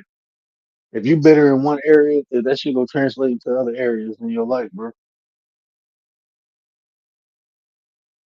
Just looking at my kids, bro. This is why I can't be like I'll never be down, bro. Looking at my babies, man. Before I had the baby, man, I was looking at my mom, bro. It was like I had to take care of my mom, I had to take care of my sister. I just I look for reasons bigger than myself to overcome anything that I went through. I had to find something bigger than me, and it was my family, man. It was my mom, it was my sister, and that could be dangerous too because I put myself in a position to be the sacrificial lamb of the family, and I thank God, I thank the Creator that my family never, sacrificed me, but they could have if they was fucked up and foul because I put myself in that position, you know. But my sisters, they won't tell me shit because they know like, oh no, bro gonna crash out. But we ain't gonna tell him. We rather have him outside than inside because we know what he gonna. So it was things they wouldn't tell me, so I wouldn't, So shout out to my siblings, man. I love them to death, man. My babies. But like, man, I've been through the ringer with my stepdad, and I looked at him one day and was like, man, I forgive you, bro. But that's not the thing, bro. You got to forgive yourself for what you did. See, like this is the thing, bro. And then think about this too, karma, bro. Like even if I forgive somebody for what they did to me, they still got to deal with that shit, bro. So that's why I say it's not taking the burden off of what they did. You forgiving somebody don't do shit for their karma, bro. That don't do shit for their karma. That don't eliminate their car. That shit coming back to them, regardless if you forgive them or not. They gonna have to eat that shit, bro. If you forgive them or not, they still got to deal with that on a level, brother. Man, coach of the year, I swear, have no agenda, but to make a better someone. I can feel the fulfillment you get of making a better someone. But I appreciate you, man. Hold on, man. Let me get that music real quick, and I can put the baby girl in the bed.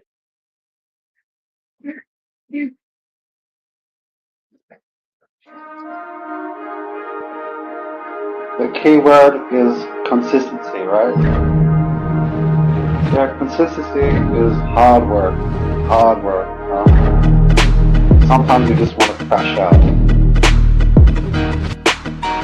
Sometimes you just want to crash out. Here you go, bro. In my bathrobe, doing the thing. Yeah. Yeah.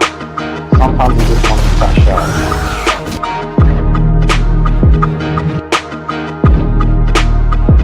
Sometimes you just want to crash out. Sometimes you just want to crash out. The key word is consistency, right? Man, I appreciate that, bro. And you know what, man? I had somebody say like a month or two ago, like, people come on the internet and act like they got it all figured out. I ain't never said that, bro. There's a lot of shit I don't talk about because I don't know. The only thing I can share with y'all is my experience and my what I observed. And that's what I do, bro. And this life shit, bro, this is what I do. This life shit right here, bro. Like talking about behaviors and like resilience, bro. That's one of them things. I had a show on resilience. That's one of the things I did not know my dad was building within me, right? I didn't know he was doing that. Like my dad would not let me use like like when I said my mom I couldn't use the P word, I ain't gonna say it because she on her way home. I know she listening to this show because I talked to her. But I ain't gonna say the P word. But my dad he would not allow me to say can't, right? Ever since I was little. Anytime I say can't, I get in trouble. Either I get on punishment or he'll pop me in the mouth. Like, what you say? I'd be like, oh, so I couldn't say can't. By me not being able to say can't, I never thought it. I never thought I couldn't do something because I can't say it. So that became, it was more like, so even when I did something and I didn't accomplish my goal, looked at it another way. Okay, it don't work this way, so just try it this way. Okay, it don't work that way, I gotta try it this way. Yeah, I had to keep trying it different ways. That was my perception because I couldn't say can't. By not saying can't, I never gave up. I never gave up on things. So the whole time, my dad telling me that just try it this way, try it again later.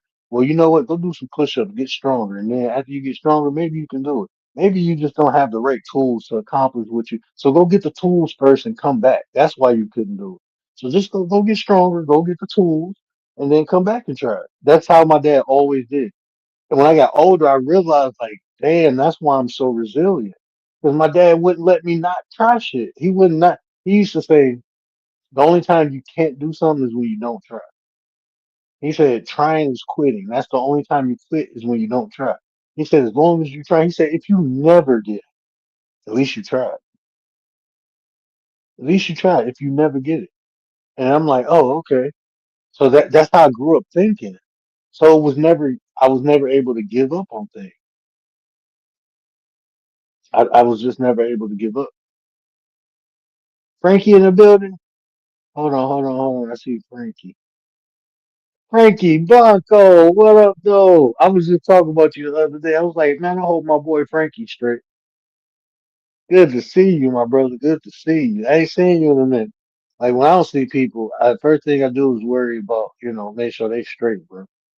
Fuck all that other shit. I'm happy to see my bro in the chat. And shit, I ain't got no way to contact you off of here. So when I don't see you in a minute, I do be concerned, my brother. I will say that. When I don't see people, if I don't see you like in another chat or something like that, if I see you in another chat, then I know you cool. But when I don't see you, and I got mad love for Frankie, man. Shout out to Frankie Blanco, man. Happy to see my bro. Happy to see my bro. Nine ain't the same, bro. Nine ain't the same without Blanco, bro. Nine ain't the same without Commander, Tay, all my nines, bro. You stole it. Nine ain't the same without Didi. When I don't see my people, I be like, yeah, I just be wanting to make sure y'all straight, bro. On some real shit. I know it'd be some other content creators to be saying some crazy shit. I don't honestly. I'm talking about down in my heart, man. I do not think of like that. When I don't see people, I be like, damn, I hope they good, bro. Because I know it'd be days on here I be fucked up, bro. It's a couple days I've been on, like, ain't been on here. I was in the hospital, like, ain't nobody know, ain't nobody know, you know. Shit, like my boy Yak, I didn't see Yak for a while. Come to find out, he was deceased. Like that shit fucked up, man. Like y'all more than clicks and views to me. Like if I rock with y'all, I rock with y'all, bro. And like me and Commander say, you know, like I truly do have love in my heart for everybody. I want to see everybody do good, bro. Even if they doing better than me, I want to see everybody do good. So it ain't no malice in my heart, bro. It ain't no malice. So I'm gonna think positive about people before I think negative, bro. So if you ain't here, I know it's for a reason. I just want to make sure, you straight. You know what I'm saying? That y'all straight, man. I just be want to make sure y'all straight, man. This shit tomorrow is not promised today, and I appreciate all the love and support, right? Because just like Stoic said, he felt in his heart that I just want people to be better, bro. You feel that in my heart too about people. I feel it's a fair exchange of energy because y'all make me better, bro. The more y'all come in here, y'all motivate me to do more inspirational shit. I be trying to think like, how can I be more value to the people who support me? Like, what can I talk about that can possibly, 'cause like I said, I don't know everything, bro. I can only talk about what I know. So I'd be trying to think like, what can I say impactful that can actually be beneficial to my audience, bro? I think like that. Like, I can do content for clicks and views and shit, you know what I'm saying? Coming on here doing all that shit, bro. But at times, I'm not gonna lie to you, bro. Sometimes I'll be like, well, if I talk about this like this and I can get away with it, you know what I'm saying? But then when it comes time to do it, bro, I still can't do it, man. It's not in my heart, man. It's not in my heart. I try. I ain't gonna lie to you. I try. But it's not in my heart. And then I do shit. Like even that Jesse Lee Peterson, that show I did, man, I felt bad after I did that. Like, man, I don't even know that man. I'm talking shit about it. Even though everything I said was factual. Even if it was factual, I still be like, damn, man. Like I told Commander, like, yeah, I'm gonna review this racist motherfucker. I'm gonna do this. I be having a hard time doing, like, pulling myself to do that, bro. Because it's like, I don't know, bro. I don't know, bro. I just don't. I want to benefit people. I don't want to get nobody riled up. Like sometimes that can put hate. Like my intention may not to put hate in people's heart, but just because people paying attention to me and I may say something. And I don't know every individual person's experience, but I can say something about a racist person, and that can trigger you, and then now you can be having a bad feeling because So I don't be trying to talk. That's why I try to talk about self most of the time. I try. Jesse, yeah, man, yeah, Yak, Chicago's finest. Yeah, he passed away, man. Yeah, Yak passed away, man. Yeah, yeah, we lost Yak. We lost Papa Will. We lost Yak. Um, we lost a couple people, man. They became ancestors, man. They became ancestors. I had some good conversations with Yak, man. I had some real good conversations.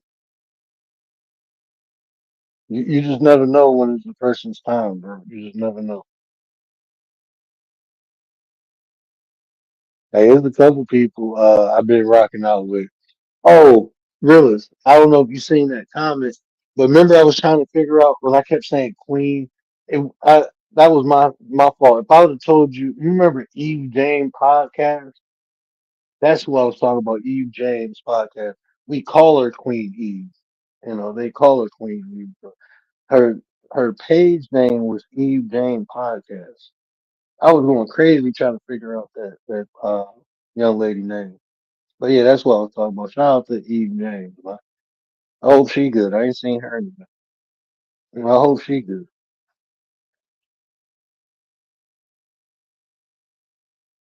Yeah, man. Yeah, Yak was a cool ass dude, man.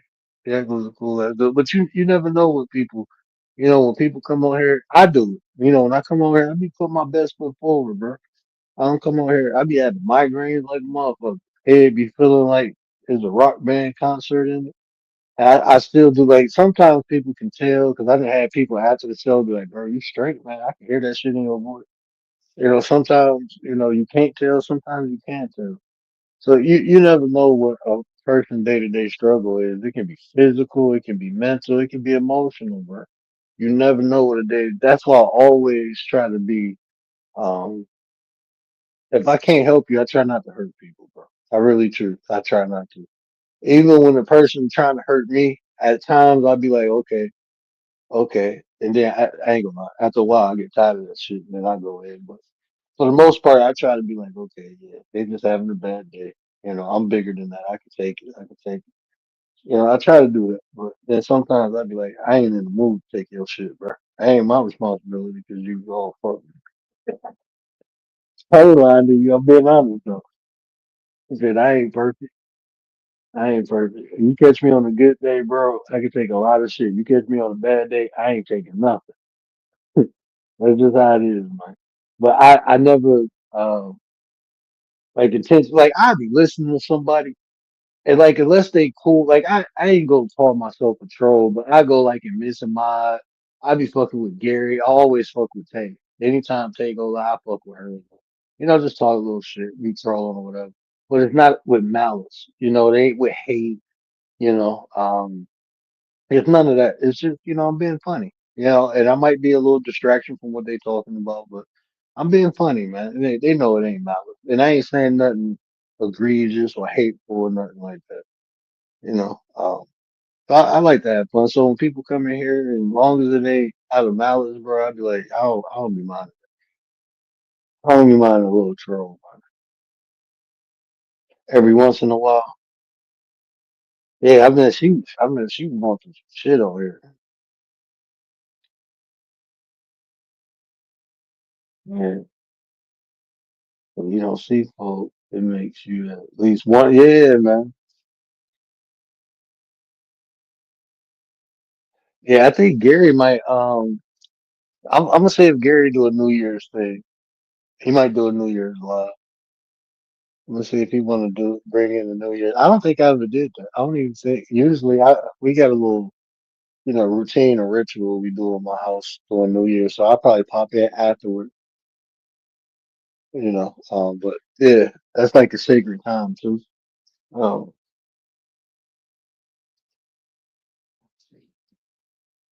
but yeah, let me get my butt off here, man. I appreciate y'all rocking and rolling with me, man. I'm trying to get this content. But I got to do some stuff around the house. And then after I finish that, I almost got the basement done. We almost got the basement cleared out. Now once it get cleared out, I got to build my desk, add a new desk, and I built that. Throwing the old one away. So I gotta, build some shit. I already got it though. I just gotta put it together. So hopefully, I want to redo my basement floor though. We got that old how I'm about to rip all that up and it's not like a latex floor, but is a I forgot the name of it. It's not porcelain, it's not like it's a funny material and shit. But I'm gonna put that down, um, do my floor and then just put two area rooms in it. I got everything except for the hey, I gotta see what the name of that shit is. I know that shit expensive though, so uh,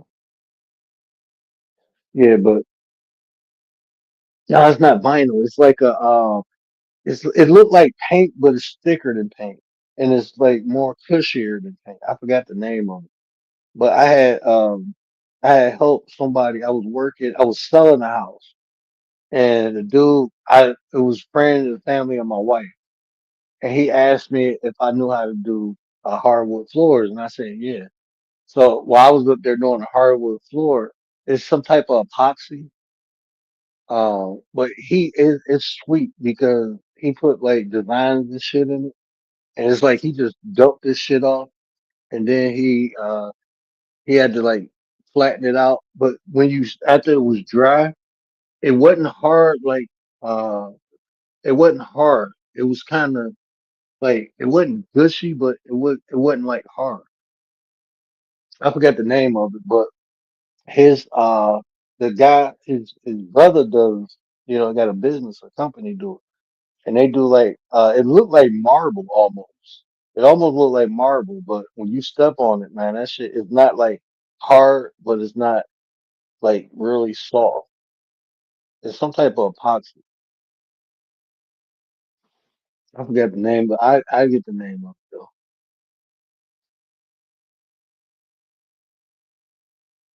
Yeah, it's similar to that.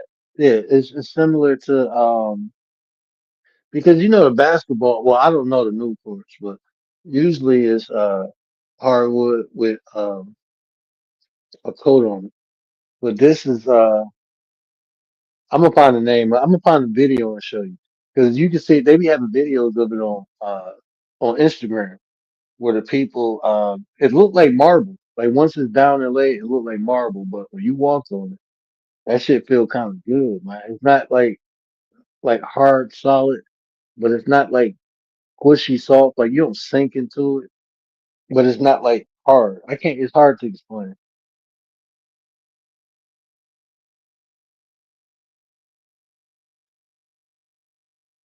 I'm gonna spread the love. Spread the love. Yeah, I'm gonna send. I'm gonna tag you in the video. I found a video and tag you. I found the video and tag you. I just seen one. I think it was on Facebook. Um,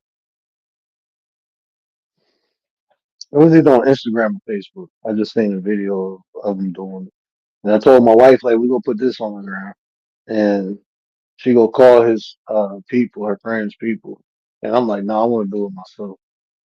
But then when I'm looking, I'm like, I probably because I got I got a full basement, but it's two separate areas, and I want it on both sides, not just one side. I want the whole basement done like that. And I don't know if I can. I ain't got them skills to do it like they do, so I might let them do it. That shit probably gonna cost like about 4 or 5 grand. Though I don't know. When I see people shit, and I look like, nah, I could do it. I don't like paying people. I don't like paying people for shit I can do myself. That one is uber expensive, but let me get my butt off here, man. I appreciate y'all. Y'all know what I always say. Care about how you feel. These conversations that create nations. And if this resonated with anybody, do me a favor, hit that share button, tell somebody. Help me spread the word. But until next time, that's all I got.